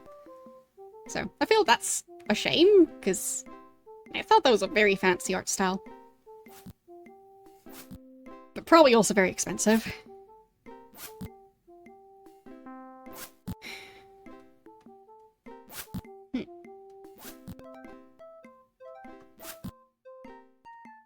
Haven't talked to the Fellowship leader yet. That one was supposed to give me more information. Let's see if that's true. But yeah, also, like, if it's going to run on DOS, it's probably going to have different capabilities than a game that's supposed to be, like, run on a specific console where you already know how that console is going to handle stuff. So, yeah, I think for retro games, the difference between console games and DOS games from the same era, it's a bit... They're also different audiences, I think. I haven't seen too many platformers on DOS compared to how many there seem to be on the consoles. So, I don't know if there is a technical reason for it, or if it was just how the audience was split at the time. And I have heard of the game Neverhood. I'm hoping to play it at some point, but yeah, last I checked it wasn't available to like buy a digital copy of it. I'm hoping that'll change eventually. I don't know which company currently owns the rights to it. It feels like for a lot of retro games, the property keeps getting moved from one company to the next. So, always possible that it's eventually going to be available. So, which one are you? Right, you're the... Yeah, you're the ruthless one. Great! So, that's your job. Fellowship clerk. And...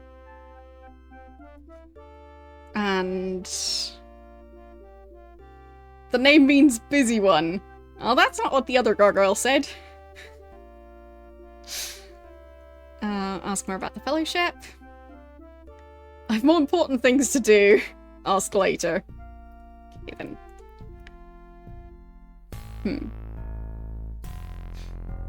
Okay, so before the PS1 there were more DOS platformers as well. That makes sense.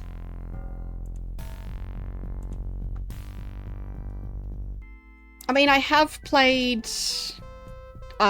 Duke Nukem, so the first Duke Nukem game is a platformer. I think the second one might be as well. So I know they exist. It just feels like there aren't that many, or they just weren't that popular. You would be... one, finally. I mean, he looks a lot nicer than the other gargoyle, so... at least I don't feel like I'm going to... go into combat mode and then need to figure out how to explain to the other gargoyles how... one gargoyle mysteriously died, so... hopefully that's gonna go okay. Your job is head of the fellowship in Turfin. And... ask more about Turfin. It's the only gargoyle city. I mean, the only gargoyle-only city. But not the only city that gargoyles live in. There are fewer gargoyles in the land than during your last visit to Britannia. Well, technically the gargoyles weren't in the overworld. But, well, fewer. Many have succumbed to the effects of disease and famine that have recently struck Britannia. Gargoyles breed less frequently. We have not had the time to make up for losses in our population. We have new hope with the fellowship. How so? What does the fellowship have to do with that? Okay. It's a boon to gargoyles and humans alike. I'm not sure what that word actually means. I think I've seen it before, but... no. It's a philosophy to help all creatures of all races reach their highest level of potential. Well, let's ask about the altar conflicts. Don't understand. The altar destruction? I don't know anything about this. Don't believe it. It's not possible. Know that all members are content with their lives and incapable of such acts, even if the altars are outdated. Speak with the members themselves to see and believe. Okay. So... I mean, I guess the Fellowship wouldn't officially want to destroy the altars, but not having them be there could still be convenient for them. So, ask about the name. Doesn't have a meaning. It's a special name specific to me. Okay. Right, he was part of a royal family, I think, is what one of the other gargoyles said. Members. Runeb, Sarplang, and Craven. So, Runeb is that one. Sarplang is the jewelry shop guy. Craven is the gardener. Or, no, not the gardener. The guy at the establishment that did training for, like, fighting, but also had a bunch of books. Like the free time center, whatever he called it. Anyway, that guy. So, let's ask more about Runeb. He's the clerk. That's all you're gonna say? Okay. Start playing, sells magic, and such at his shop. And Quaven... Right, the Learning Center is the official name for the place. Tell me more about how outdated the altars are. You need the triad for proper application to the individual gargoyle or person.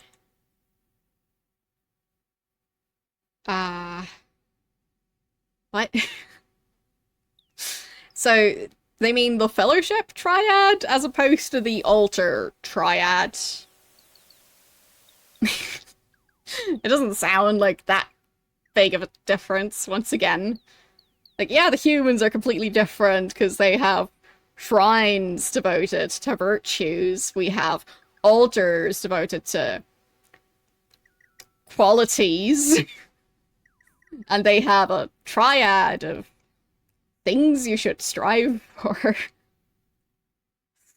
It just feels like at the end of the day, they're all kind of doing the same thing. They just disagree on what the, like, triad should be. But it seems like a relatively difference, all things considered. So, suggest talking to the Fellowship members. Okay.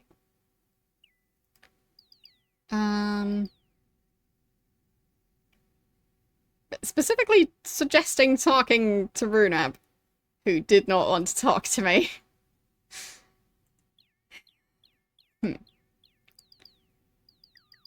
Do I want to ask more about the philosophy? Probably not. An almost gleeful expression fills his visage.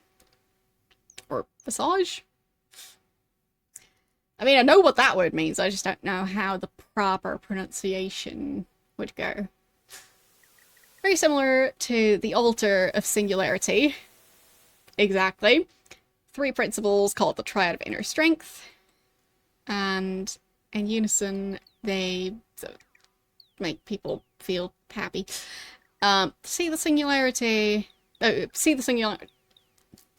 Look at the singularity. You have control, passion, diligence.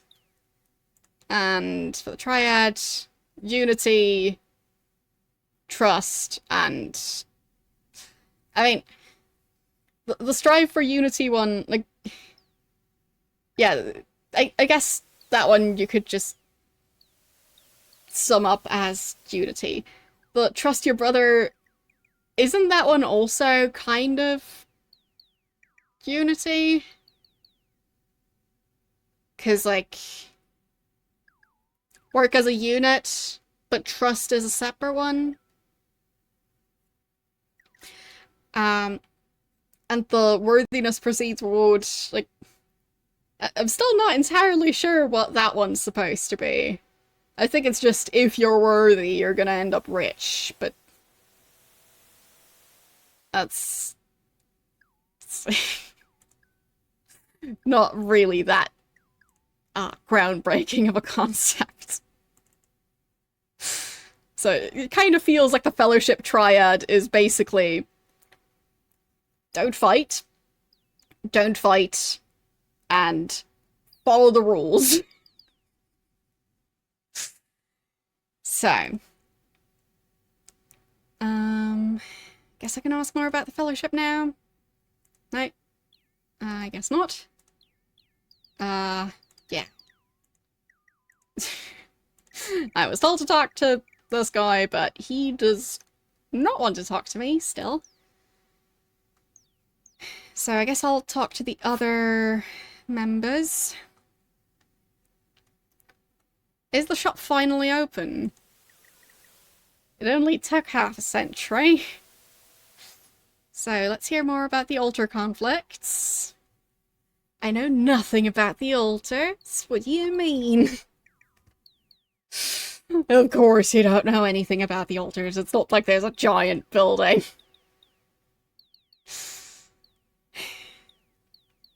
I mean, that's not a very,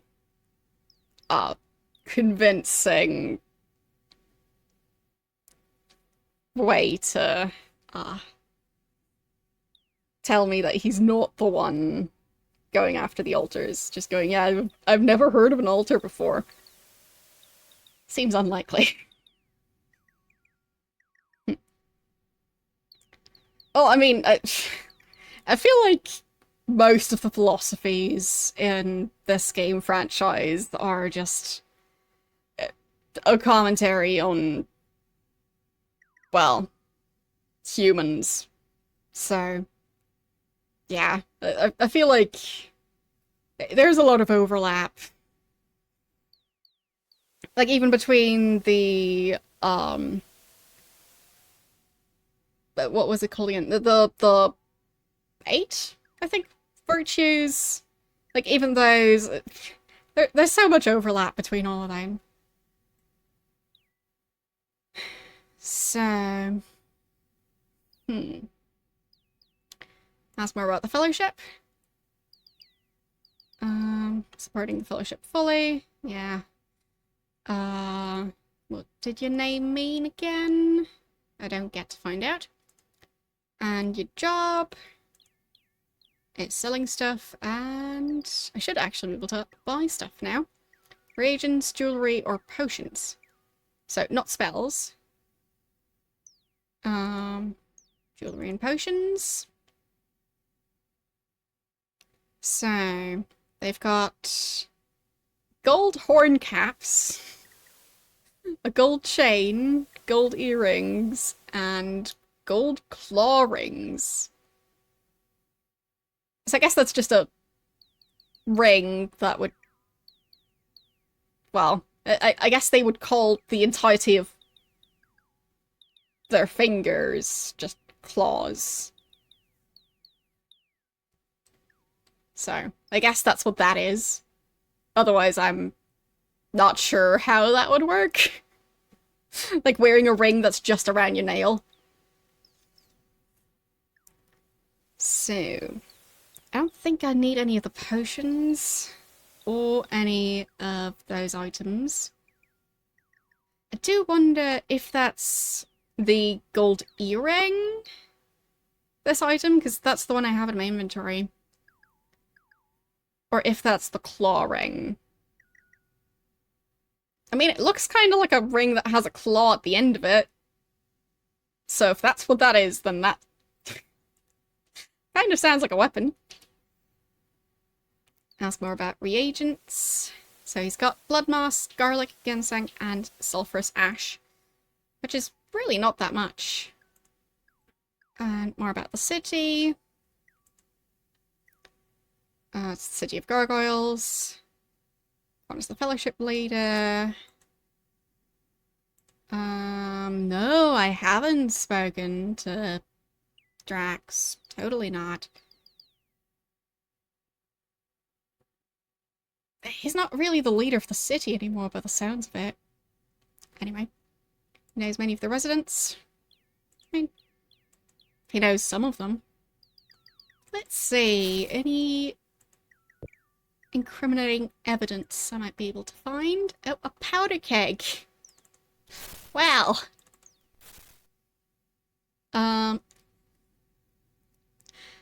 Tell you the amount of explosives quite adequate to destroy the altars. Remind you for the need. Remind you of the need for silence. Huh. Well, well, well.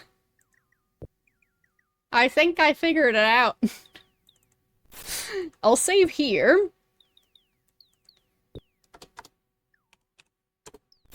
Because I'm not sure if having seen the letter is enough, or if I need to steal it.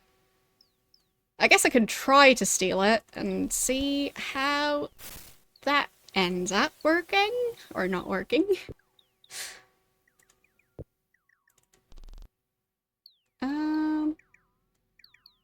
Seems like he didn't notice. So I guess I'll just take it along. And I was supposed to tell the guy who was taking care of the altars. So, currently home? Or not? I think that's him. We've returned. I have evidence. You've brought me something, some evidence about the rumors? Yes. Wonderful. I want to say it. Hand him the note from Runeb that you found in Sarpling's shop. Ah, Runeb. I suspected as much. It's always reaching for more by the most violent means. Confront him with this evidence. Anything less won't reveal the truth. Be prepared for anything. I don't know how he will react. Right. Not hopeful for a peaceful solution. Thank you for your assistance. Okay then. Well, I mean, I guess actually taking the parchment was the way to go. But I feel like I should talk to the other fellowship guy first before I pick a fight which may or may not end up deadly for... well, for someone. For me, for the gargoyle, for everyone around, I don't know. I don't expect this to work. I don't expect this to work out well. So, it doesn't seem like I can show him the letter, so I have a save. So about the altar destruction, I'm sorry you know that. Need to...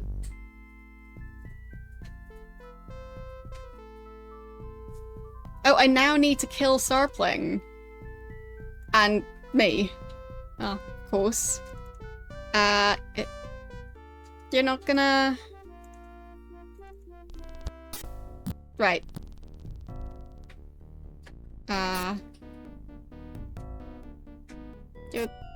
You're gonna just pretend that's not happening? Okay.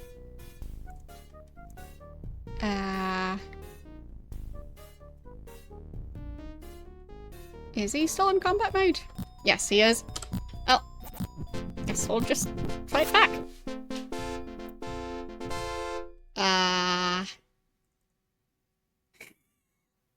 Wait, he doesn't care? I did just do that. Like... no response to that? Has he not turned around?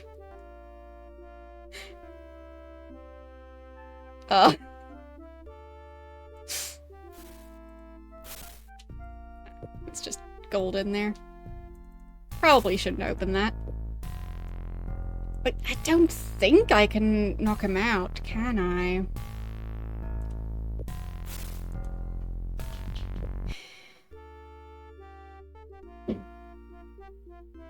Well, I mean, even if I manage to use like a sleeping spell on him, it would only be temporary. And do I even have that spell? I have Awaken. Not Sleep. Cure, Light, Telekinesis, Heal. Nope. Don't have that one. I might have the potion for it, but I don't think I can use it on other people. So...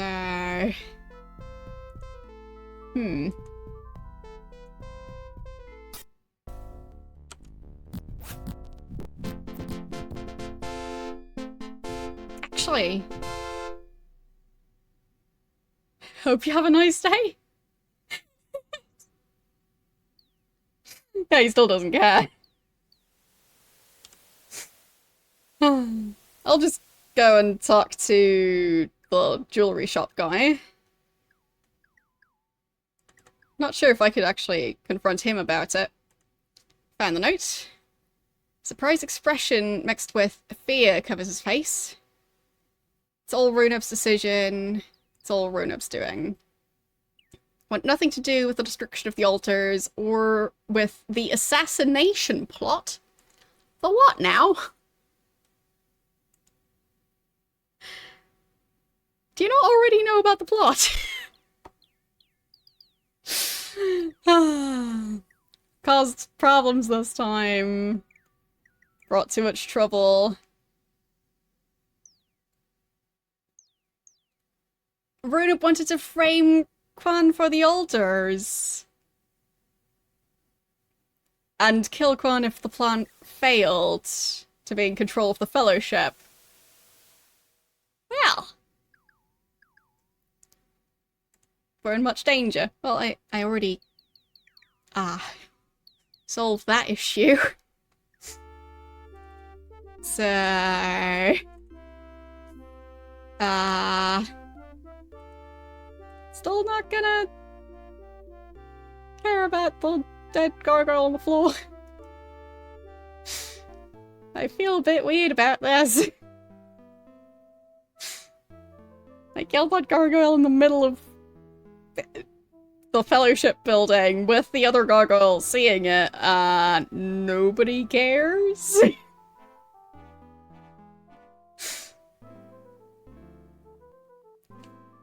So, let's see. Can I talk about stuff? Evidence about the rumors, yes. Yeah, it's the note. Yeah.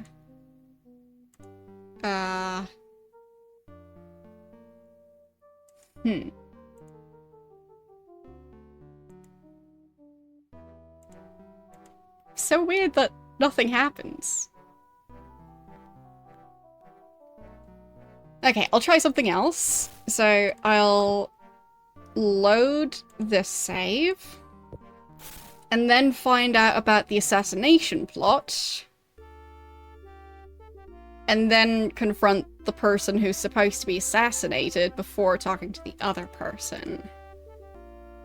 Maybe that's gonna work out. Assassination plot. There.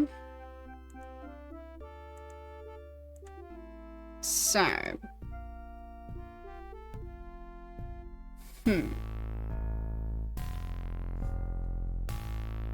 And which one's which? There. Yeah, I don't seem to be able to tell this one about it.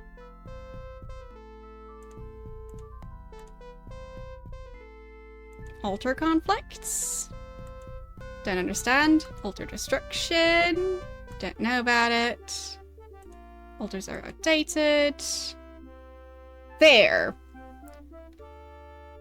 So...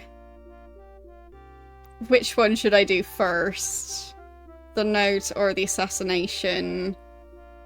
I think the note first. impossible for Runab to be responsible. It has to be a practical joke. Assassination.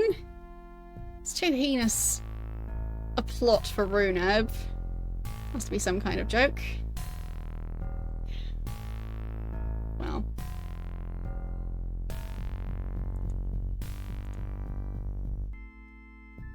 So...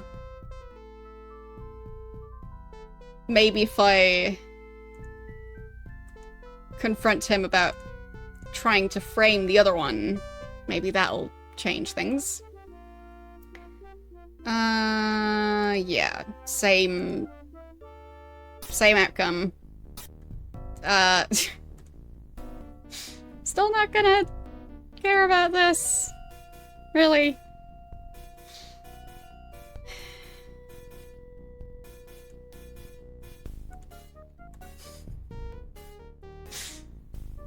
So now I can't ask about the older stuff anymore.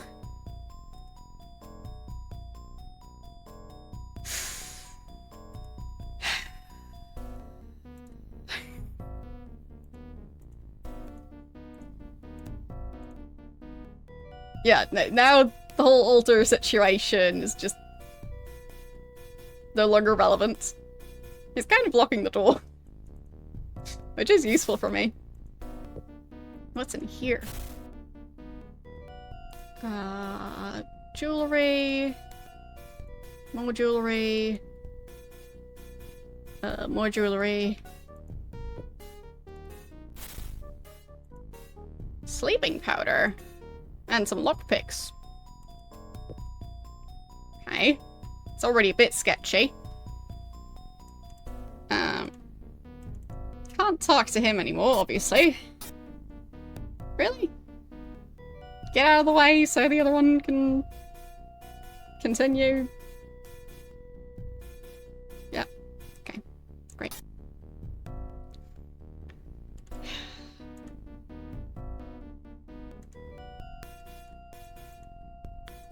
Well, maybe if I now kill him, maybe the other one would then react.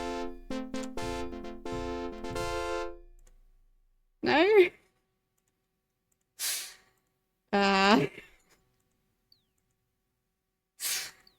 It's so weird that there's just no reaction at all. Okay.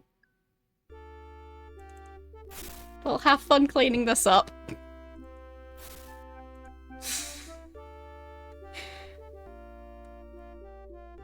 Maybe I should have talked to Drax before doing this.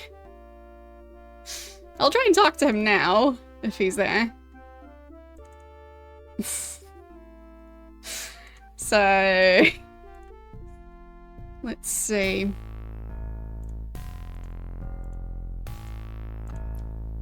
I don't think he really knows about it. Leaders... So about Runab.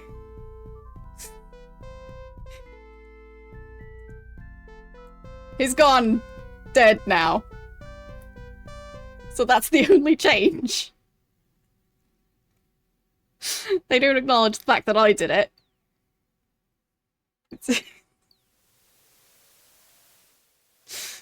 This is so weird. I can just go around killing gargoyles and nobody bats an eye.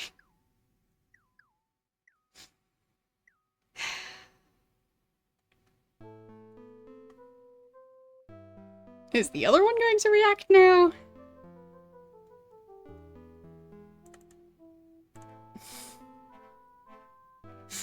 I guess not.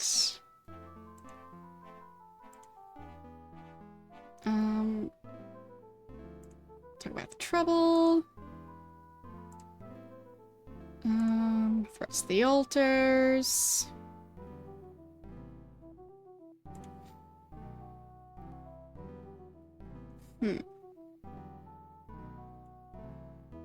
I'm sorry we have lost Runa. Perhaps it's for the best. Certainly overjoyed to have avoided damage to the altars. Okay. So I think that's just gonna be that. Okay. So, great. The gargoyles really don't seem to care.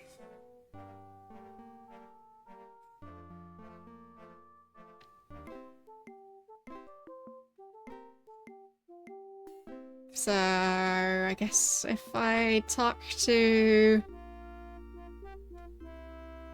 him about how Brunep is no longer around, maybe that'll do something.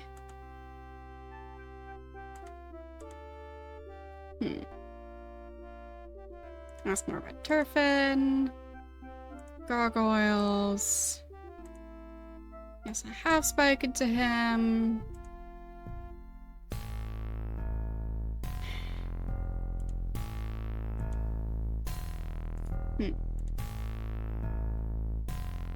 Yeah, I can't really confront him about it.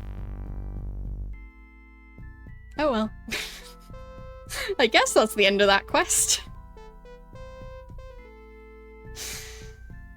That was so strange. So, I guess that was all I was supposed to do here?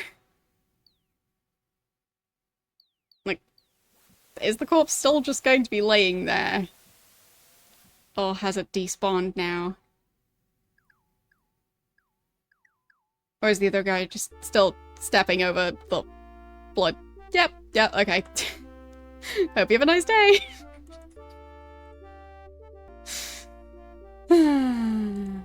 Ask about its job. Ask more about Turfin. Ask about how there's fewer gargoyles. This definitely wasn't me, removing yet another gargoyle from the equation. Yeah, the Fellowship is totally helping with, repopulating the place. So just talking to Runip,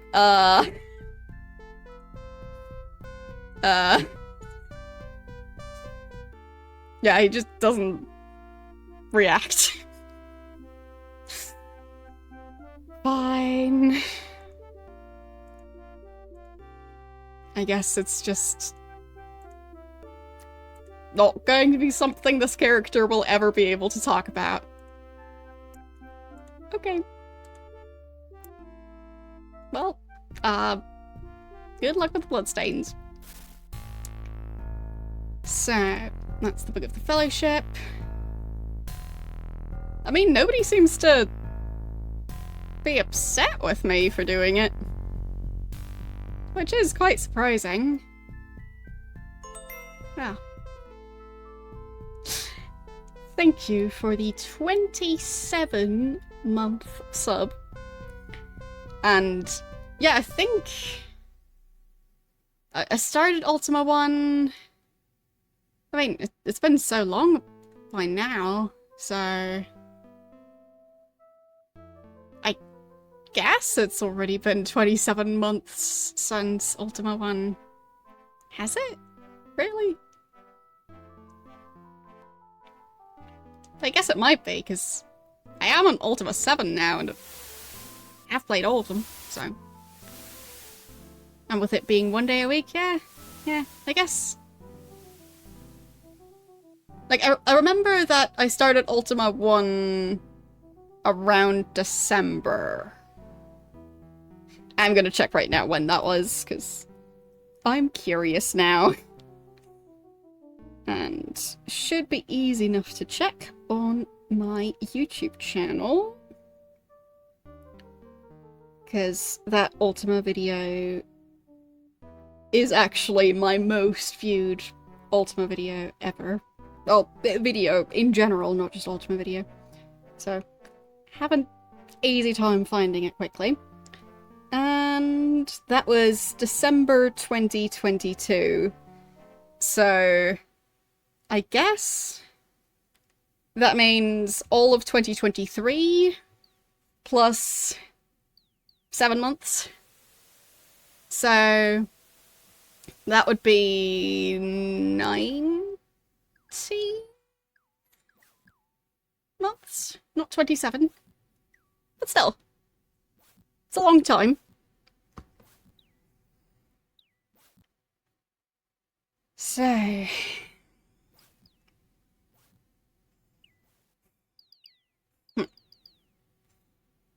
Well, I'm sure lots of people have actually played them, but I don't think many people are playing them for the first time today. So, I think there aren't many people really, like, playing through the franchise from start to finish who haven't played it before.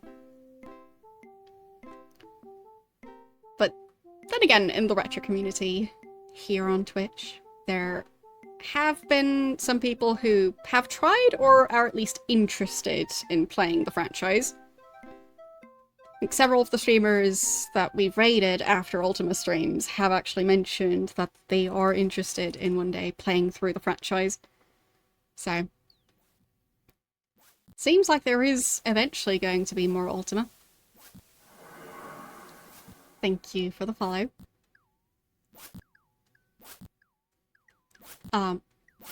Just so you know, I have been playing Ultima, well, before it was, I think, Sundays? But now it's Wednesdays, so every week I stream Ultima. So, started with the first one, and I'm now on this one. And I think this is stream number, like, 12 or something? Maybe 13? So... I don't think anyone's going to talk about the situation. Sigwan. Yeah. Still so strange. I killed a very prominent member of this community and nobody bats an eye. Maybe you? Let's see. Well, I guess this one was just the one telling me where to look. Speaking of which, that is gunpowder over there. So, could have been that one.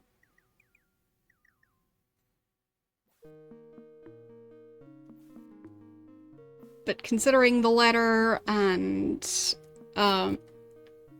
Runeb's reaction to it, I think that was the name. Anyway. Very dead gargoyle now. So, where was the last fellowship member who was lurking around?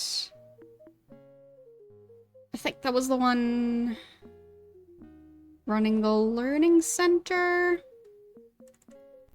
Can I actually see the buildings on this map? Barely. There.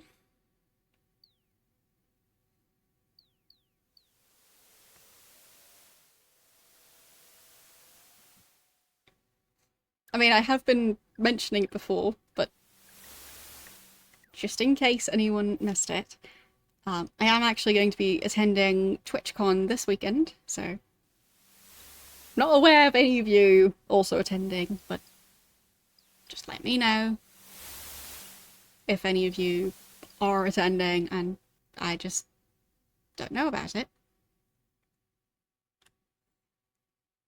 But yeah, looking forward to meeting other streamers mainly. But it's gonna be fun. So, this is Salamo? Who was that one again? Not sure. It's in Rotterdam, and it's going to be there for the next 2 years as well, if I remember right.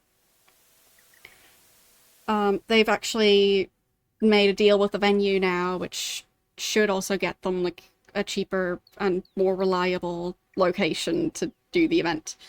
So, yeah. You don't have a passport. Well, presumably there would be a way to get a passport. Because, like, if your passport has expired, you also need to be able to get a new one. And if you've never had one, I would assume there is a way to get one at some point. So. But, yeah. Never had one. Well, I guess if you don't really travel that much, then makes sense. If you've never needed one.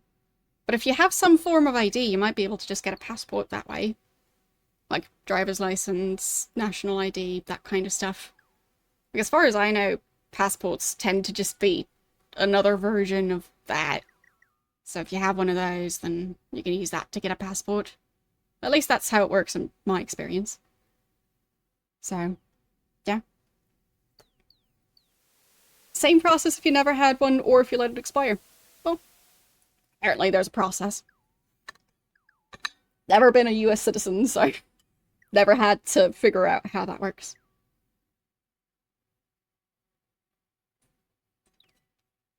But yeah, as far as I know, it is going to stay in the same location for the next couple of years. So, probably going to be attending it there more than once. And, yeah. It's fun. Yeah, no worries. But, yeah, looking forwards to going to TwitchCon again. It's my second time going there, and, yeah, the first one was very cozy, and, as someone who's not really an extrovert, I know, I'm just such a social butterfly, it's hard to believe, but yeah, I'm very introverted.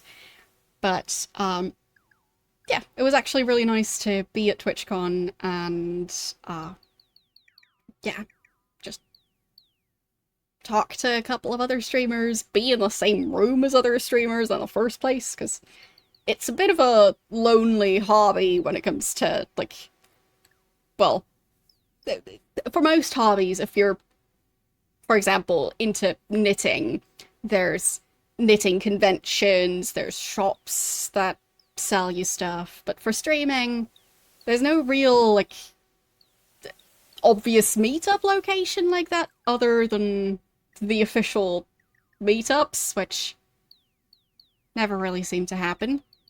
At least nowhere near me, ever. Like, there seems to be a lot in the US and a lot in the UK, but I'm not even sure how traveling to the UK works these days, so not opening that can of worms right now.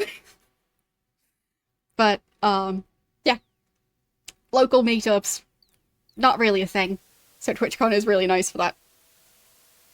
But yes.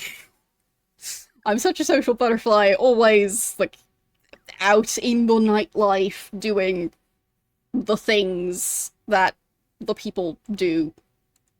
Yes. I mean, the closest thing that I'll probably do all year to, like, being part of, like, the crowd that goes to things is going to TwitchCon.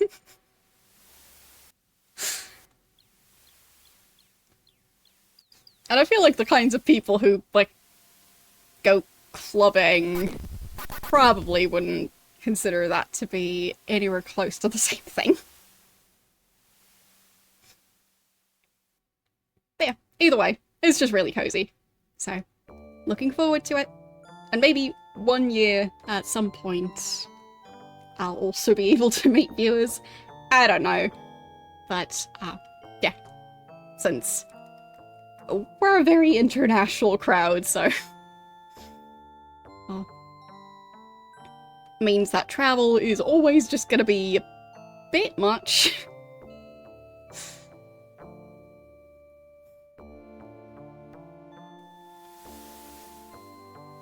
Like, to make it convenient for everyone to travel to wherever I am, I'd have to do a world tour. And I'm not at that point. So, also not at that point financially.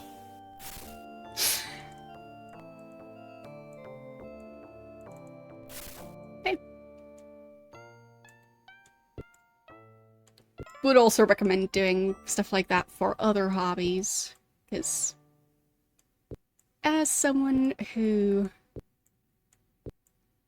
tends to have a lot of hobbies that are basically just sitting on your own in a quiet room, it's nice to sometimes also find other people to talk about those shared hobbies. Well, thank you for the raid. Not sure who's streaming over on the GOG channel on Wednesdays, because I'm usually busy around this time. So, oh, for all you. Well, how are you doing today? How was your stream? I was just talking about how I'm going to be attending TwitchCon this weekend in Rotterdam, so Europe. Yeah.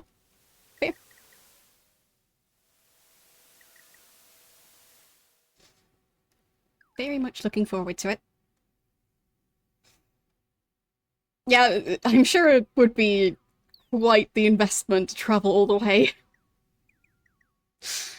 I don't know if they're still planning on having a third TwitchCon or not. I feel like I've heard about it at some point, but I'm not sure if that was just a rumor.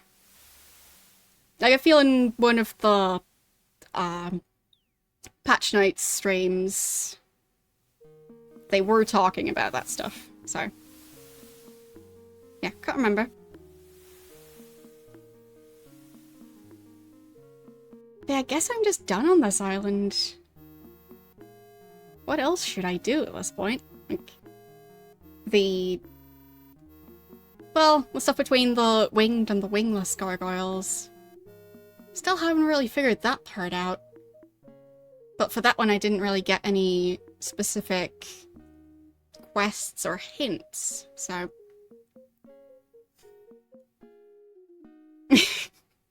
Yes, not all the gargoyles are dead yet. Only one.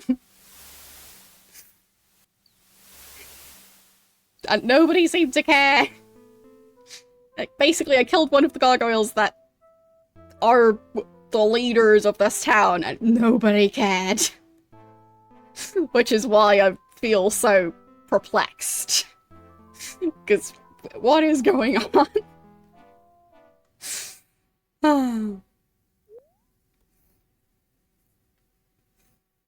I think there might be meetups in Australia.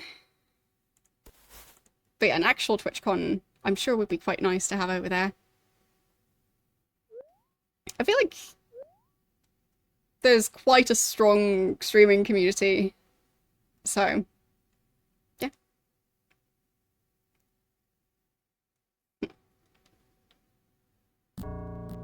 Wait a second. No, that's not combat music. What are they? Oh, that's iron ore. Okay. Just seemed a bit weird. So...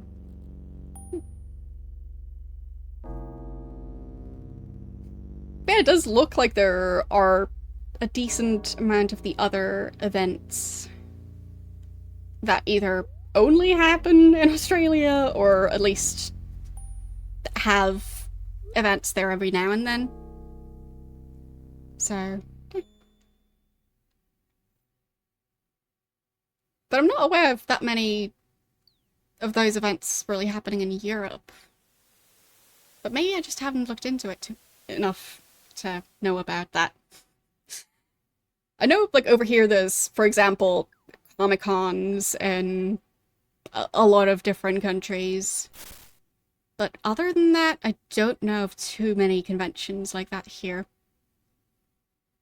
So it is quite nice to have TwitchCon. Yes, they want to eat. And, yeah, they are a bit insatiable. Which is why I have an entire bag that's just full of food. Was he still hungry? Yes, he is. There you go. No. There you go. That's better. It is with the DLC, yes. As far as I know. I am playing the version that's actually available on GOG. So, I believe that one is with the DLC. Fair enough. Go get yourself some food. I hope you have a nice rest of your evening. Or, would it be night already? Late time.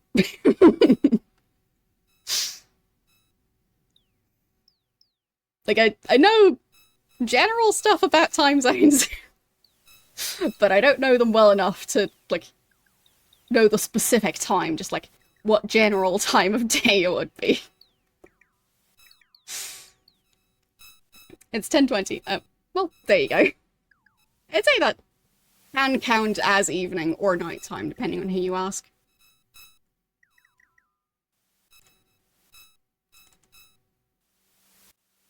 Okay. Well, sounds like you should catch up on dinner, because food is important. And so is sleep. But I have also sometimes forgotten about those things when I'm busy playing.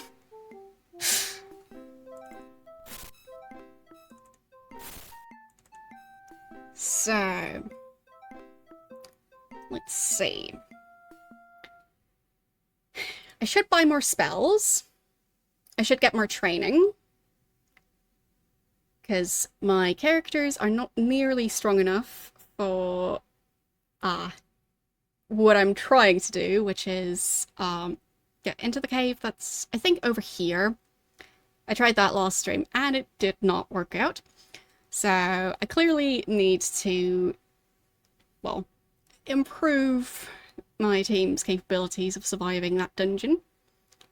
So I think I'll head to the Lyceum, because they did have a lot of spells. Not sure about the training. I'll figure out the training.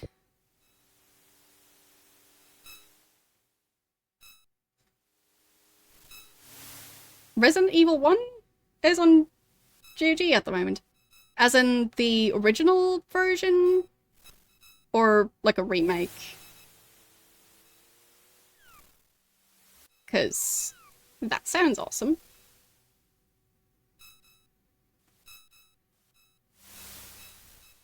The original? Awesome. Okay.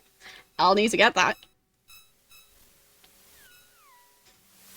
I have been meaning to play the franchise at some point, but yeah, with how Resident Evil 1 is, well, it seems a bit clunky. They have the trilogy. Even better.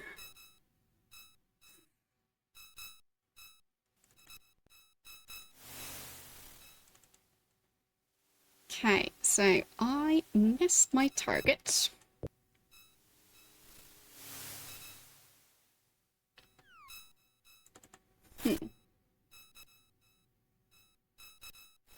Ah, okay. So they're going to have the entire trilogy. So maybe they're going to have a discount if you buy all three. But still, very nice to hear that that's going to be available.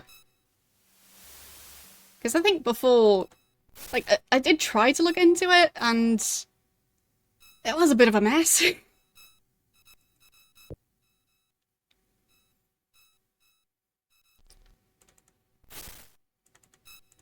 So it's always nice when games just become easily available like that.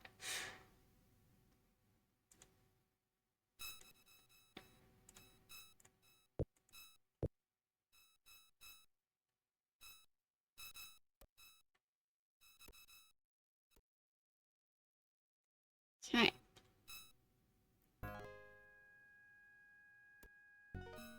So, back at the Lyceum. If I remember right, this character doesn't even really care what time it is. The shop's just open whenever she's awake. We'll see. Shelves. Pay.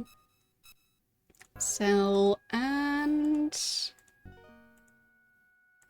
Okay. Which day?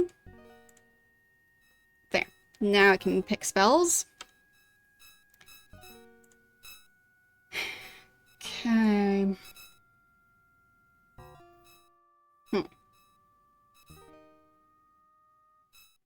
Well, I mean, DOSBox is an emulator as well, so... In my experience, that type of setup is the more reliable one. For some games that are sold, that are made to run on old Windows, some of those games, even getting the copy from GOG sometimes needs some tweaks to try and get it to work. So, yeah. Like yesterday I was playing Dungeon Keeper 2, and to get that game to work in windowed mode, I had to use a bit of a workaround because the full screen mode was a bit laggy. And the windowed mode doesn't work with cutscenes, so yeah. I kind of prefer the games that don't have the issue of trying to run on old Windows. Because those tend to not be quite as stable, and yeah, just a bit more difficult. So I feel like when they're bundled like that, it works smoother.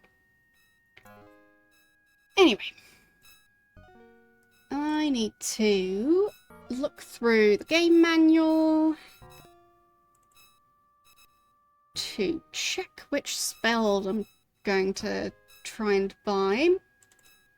I do have a fair amount of gold, so hopefully I'll have enough for all the spells I want. Alright.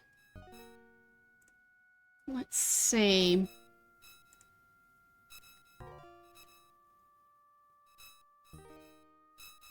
Need to open the file differently. There we go.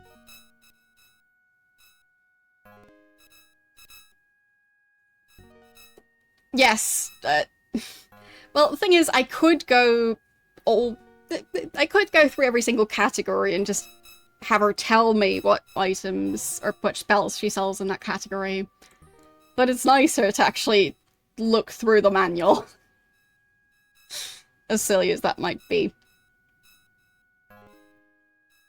So... I don't think I need the Awaken spell, because I'm not really having issues with characters using a sleeping spell. Cure... They don't really get poisoned that much, that's not really the main issue. Detect a trap. I think I want that one. That's first circle. Okay. I'll take that. 100 gold. Sure. And what else? Because that dungeon I was struggling with is basically full of a bunch of traps that I don't know how to deactivate. So if I can at least detect them... there is a destroy trap spell in the second circle. There it is. I would definitely like that one. Okay. Well, the thing is, I kind of need her to continue selling me stuff in the future, so no.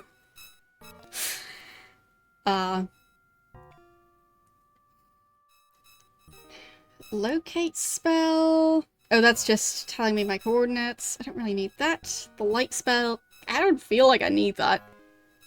because the spell I already have seems to work just fine. Great Ignite causes flammable items in a certain area to burst into flame. Don't really need that. Enchant to enchant arrows and bolts and stuff. Was that one listed? That one's supposed to be second circle. No, that was not an option. Wizard Eye... I don't think I have that one yet.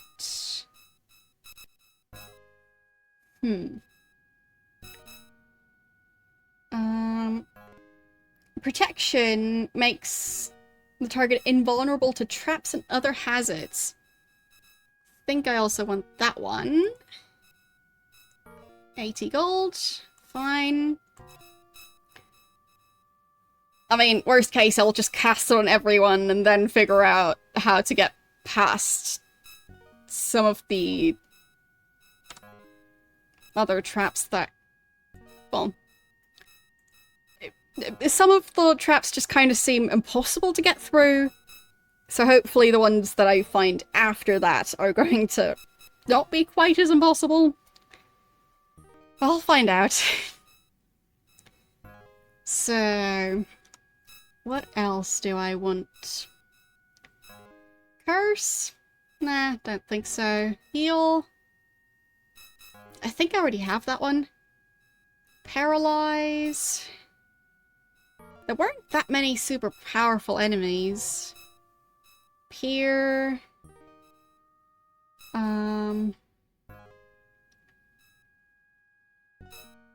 so that's basically just telling me my map location.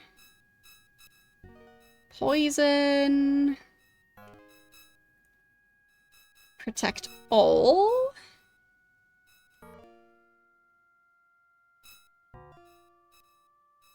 so... I guess protect all would be more useful than just a protection spell. But it's presumably more difficult to cast, or just more expensive. So, normal protection spell is Sulphurous Ash, Ginseng, and Garlic, and this one is Sulphurous Ash, Ginseng, Garlic, and Mandrake. But it sounds really useful. So I think I'll buy that one. But considering I just bought one and then found a better spell that I'll probably use instead, I'll try and read through the other spells to see if there was anything else. There's the reveal spell that makes things visible that were invisible. So, I feel like that one's going to be useful.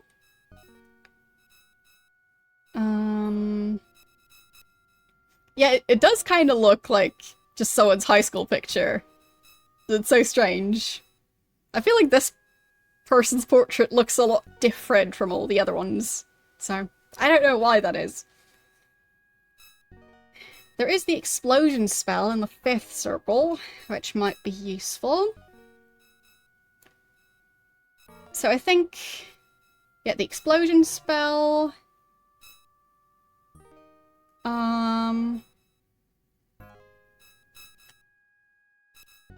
the reveal spell... and protect all. I'll try and see if I can afford those at the moment. If she even has them. So protect all, costs 100. Please sell me that spell. And 4th circle.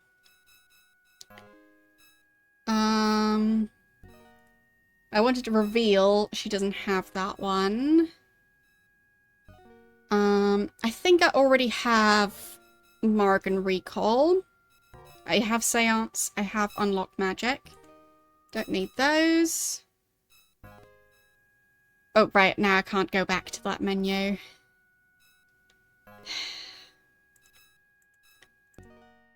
So... I'll get there eventually. Which day?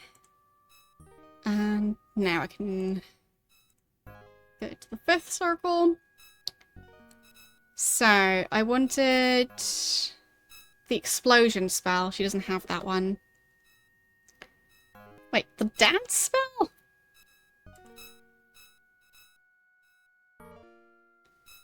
Makes everyone in sight except the mage and his party start to dance. Right. Very useful, I'm sure. I wonder what that would be useful for, other than stopping that one gargoyle from attacking me. Just having him dance instead.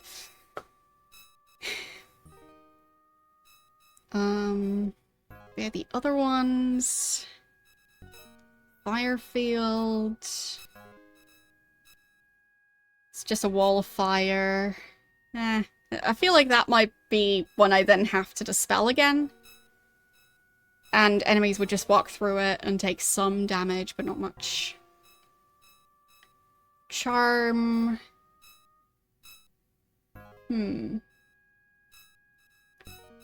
So, that's either taking control of an enemy or freeing someone who is under the effects of charm already.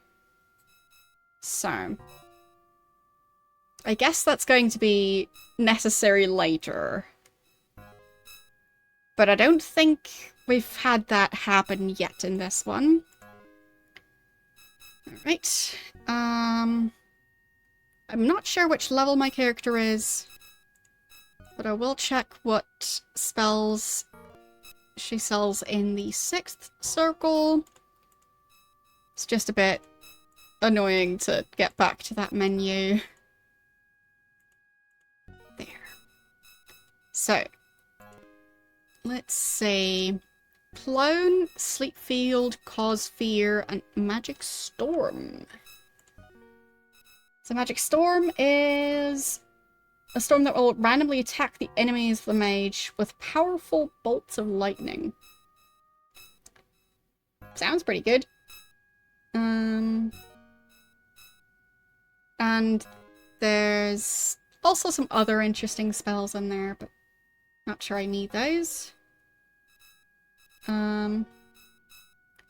Clone creates an exact duplicate of any mortal creature who will fight on the same side as the original. So I shouldn't use that on enemies. But I guess I could use it on my own party. And 7th circle. I'm not sure I'm high enough level to use those, but I'll just look if there are any I would want. So there's Create Gold, Death Bolt. I mean, that one does sound like one I'll need eventually. Delayed Blast, so that's an explosive one, but with a delay.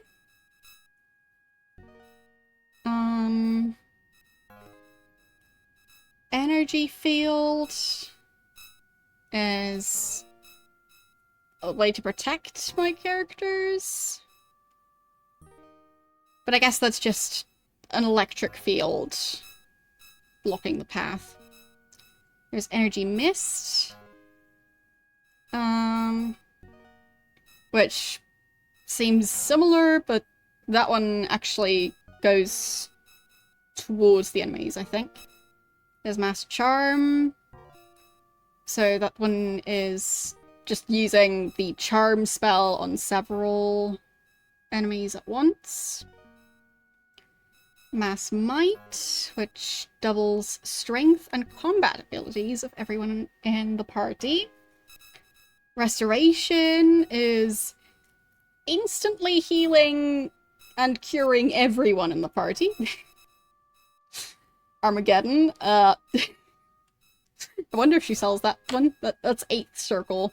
So that one's probably just a game over spell. Just, like, destroy everything. that's that. I think that was in the last Quest for Glory game. Was that Quest for Glory 5? I think that one had a spell like that. Where you just cast a spell and the spell causes the end of the world. Great. Death Vortex. Which is a vortex that moves around and randomly hits people with lightning. Doesn't even specify that it just goes after enemies, so should probably get out of the way if I cast that one. Invisibility all, so that's just making my entire party invisible. Mass death, just killing everyone, except the mage and the party. I wonder if that also means that I would kill all NPCs around, even if they're not hostile. Resurrect, which would be very useful to have. Summon, which summons a powerful creature. Sword Strike creates a deadly pinwheel of 8 spinning swords. And Time Stop, which, well, stops time. Alright, fine. I do want to see which ones are being sold here. Even if it means I need to click through the entire menu all over again. Because 7th and 8th circle spells are quite powerful by the sounds of it. So 7th, Mass Might, Energy Mist, Restoration, and Energy Field. I mean, Restoration would be a really nice one to have. 80? That cheap. Okay. Why not? And 8th circle. We've got Resurrect, Time Stop, Sword Strike. Okay, I want Resurrect. 40 gold! How is that one so cheap?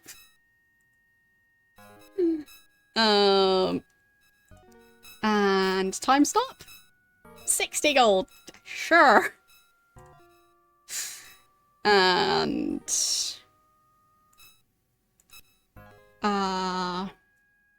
making everyone invisible? 100 gold. How about the Sword Strike one? Oh, it seems like if I just click on a spell and then go, no, that's too expensive, then I can just go back to the menu faster. Sword Strike costs 80. Did that one sound like it would kill my entire party or not? So that's kind of important. Sails towards the designated target.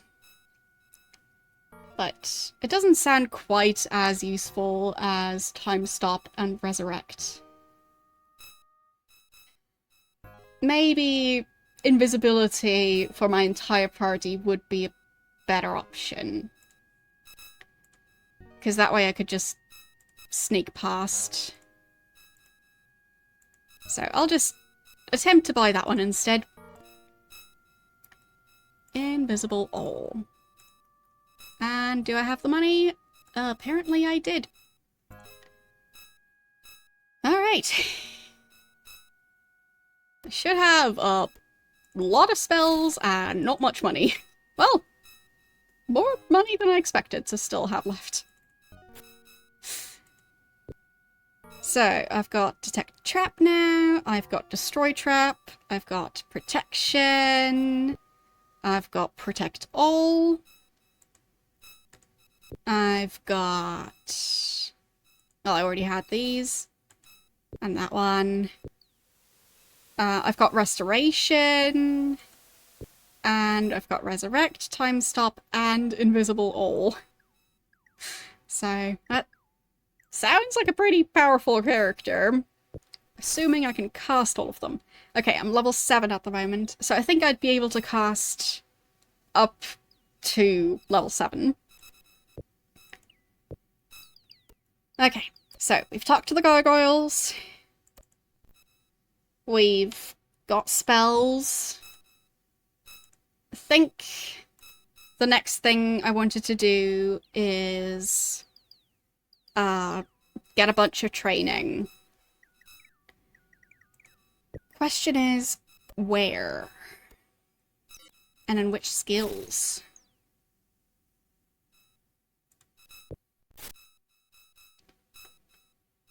So, I think strength is the one that basically is also hit points. Well, maximum hit points. Dexterity... I'm guessing that might be useful for stuff like lockpicking. Intelligence, I think that one goes towards magic.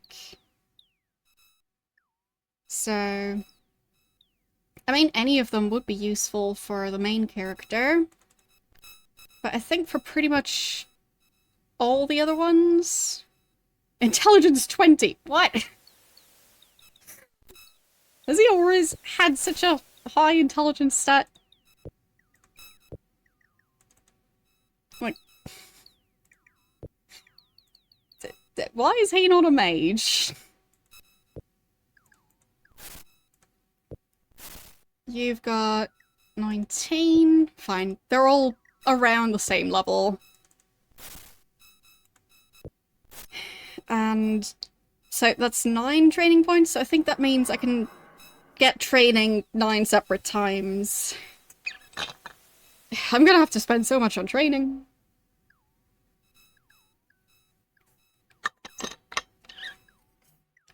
So...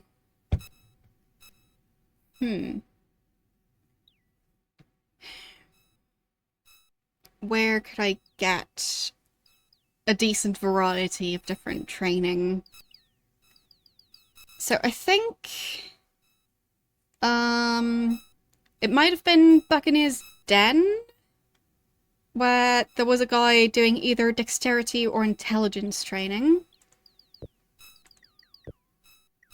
And strength training, or it might also be combat training. There do seem to be a lot of people doing that training. I'm not sure if it would be strength or combat, though. Yeah, there was a town with, like, 2 trainers that were both training combat-related stuff. So...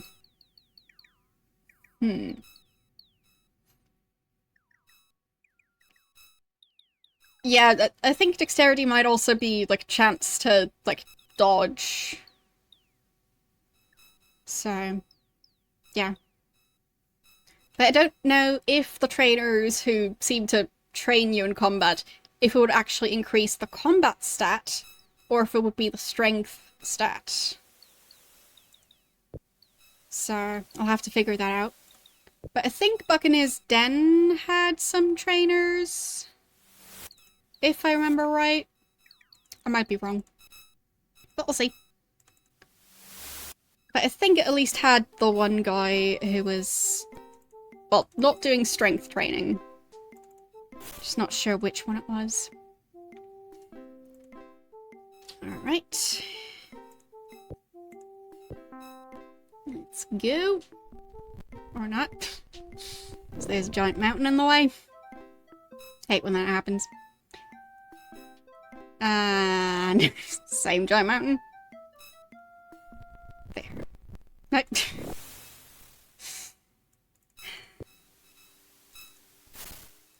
Pesky mountain. So I should be able to reach Buccaneer's Den if I can just maneuver around this island.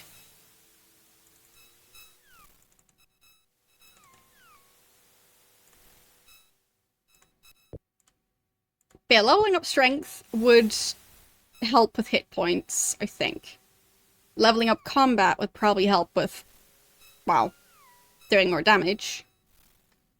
So, either one could be very helpful. and potentially make a big difference for my group. So, there. Managed to anchor the ship.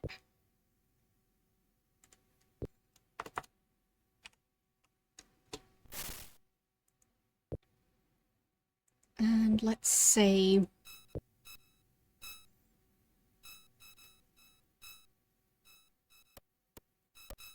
Don't remember where the trainers were, and I haven't been taking notes about the trainers because I just didn't realise how important those were. But it does seem like those attributes don't really increase that much. At least not automatically. I mean, maybe they do increase to some extent, but...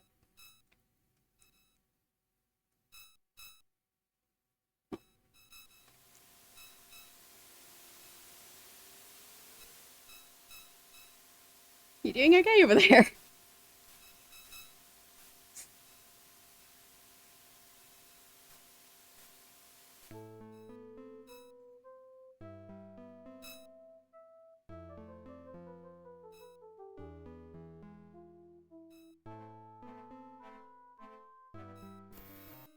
Okay, that's the casino.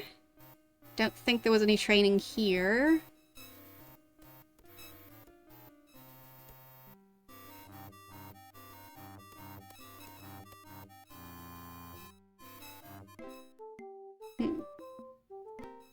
I think this was a trainer. Yeah. I think this was the trainer I was thinking of. I'll overwrite that save. I mean, he's probably out at the casino at the moment. So maybe I can get the training while at the casino? I just doubt it. So, did he look any different?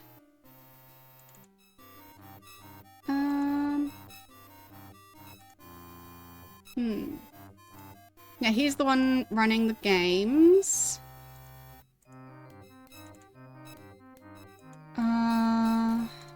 You're not the one I'm looking for.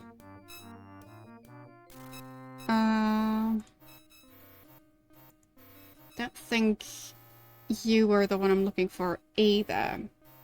Maybe there's a tavern.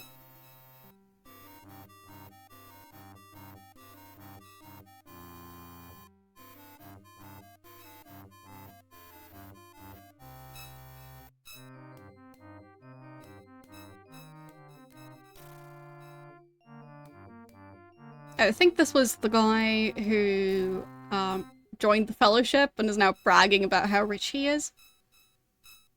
Since the Fellowship is trying to improve the island, because before there was so much gambling and, well, just people doing whatever they want, and then the Fellowship comes in and helps them open a casino, and that obviously helps with the gambling.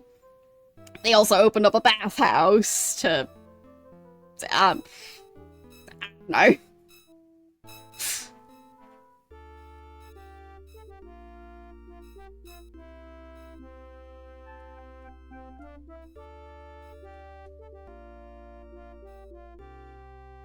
Speaking of which, there was that passageway through the bathhouse that I was trying to figure out. I don't think I'm powerful enough for it yet, or, well, advanced enough in the main quest. But yeah, there's a way to go through here, and then there's a passageway into the mountains. You can see part of the mountain there. And I think that's where one of the 2 murder suspects is hiding. Because he does apparently live on this island. Speaking of which, I wasn't able to talk to the gargoyles about the suspicions regarding a gargoyle being one of the 2 murderers. So, not sure how that's gonna work out. Maybe once I find the guy with the hook, who's the one who's supposed to be living in the mountain. Maybe once I find that guy, maybe that'll lead me to the other one. But yeah. The guy with the hook for a hand.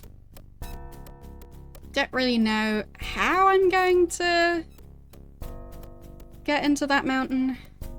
Why is there a letter laying on the ground? One of the beasts for the harpsichord.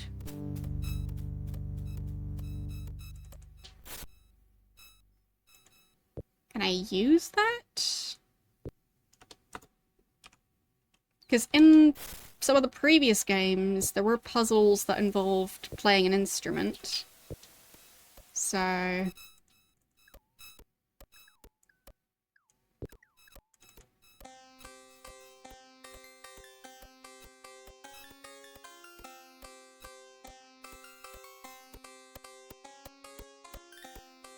don't know if that does anything. Is that song any different than if I remove the scroll?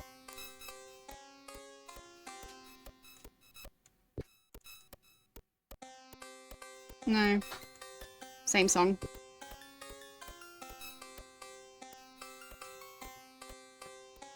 Well, maybe I just learned it because I read the sheet music. Maybe that's how it works. Not sure. There's hardly anyone outside. Or in their buildings. Ah, fine. So, she actually managed to get back home, and are you the guy I'm looking for? Blacktooth. What was your job again? Making fish bait out of avatars. Ah. Right.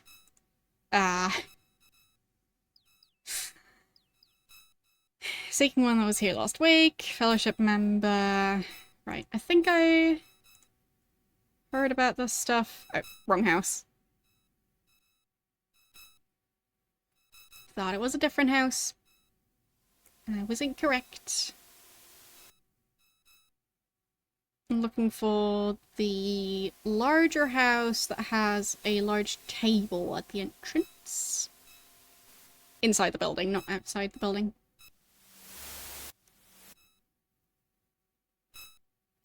It's just a very noticeable feature when walking into the house, so. That one is clearly not the one, because that's way too big for one person.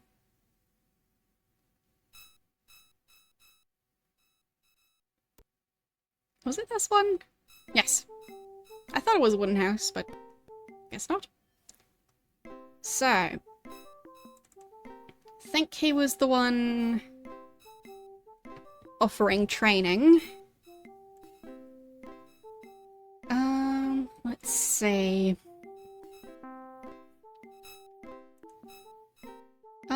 Yeah, he does. Wait. Normal business hours. Fine. I guess it's too late for him. But he wasn't home in the evening. Fine, it's almost 4 AM. Maybe not the nicest time to wake someone up.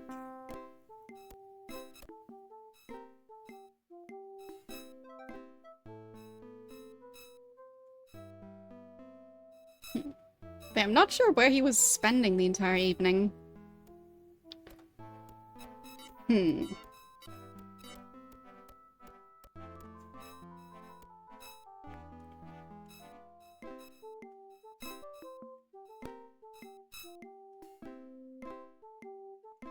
But I think I'll just have to wait for the guy.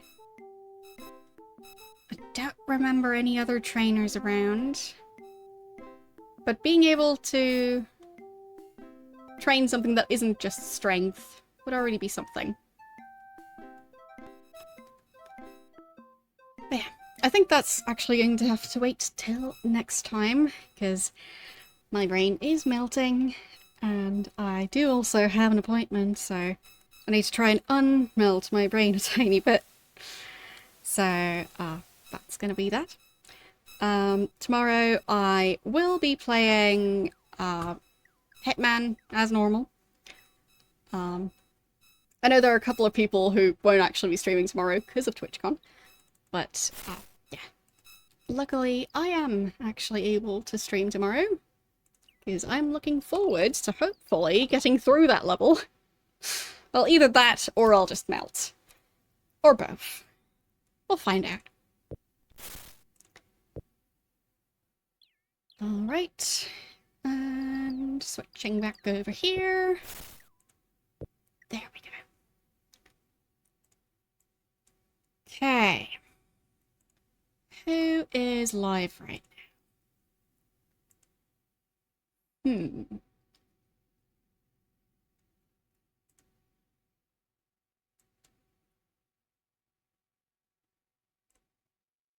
It looks like Golem is actually still alive. He's one of the people who, well, won't be streaming tomorrow. As far as I know, Fraz is already on his way to TwitchCon, so, yeah. There's going to be a slight lack of European streamers for a bit. But I'm sure there are other people to, at least provide some streams. Even if this time slot is going to be a bit emptier than usual. Anyway. But yeah. I don't know how long he'll be streaming for today, but we'll find out. So, thanks for watching, and I will see you guys tomorrow with more Hitman. Bye!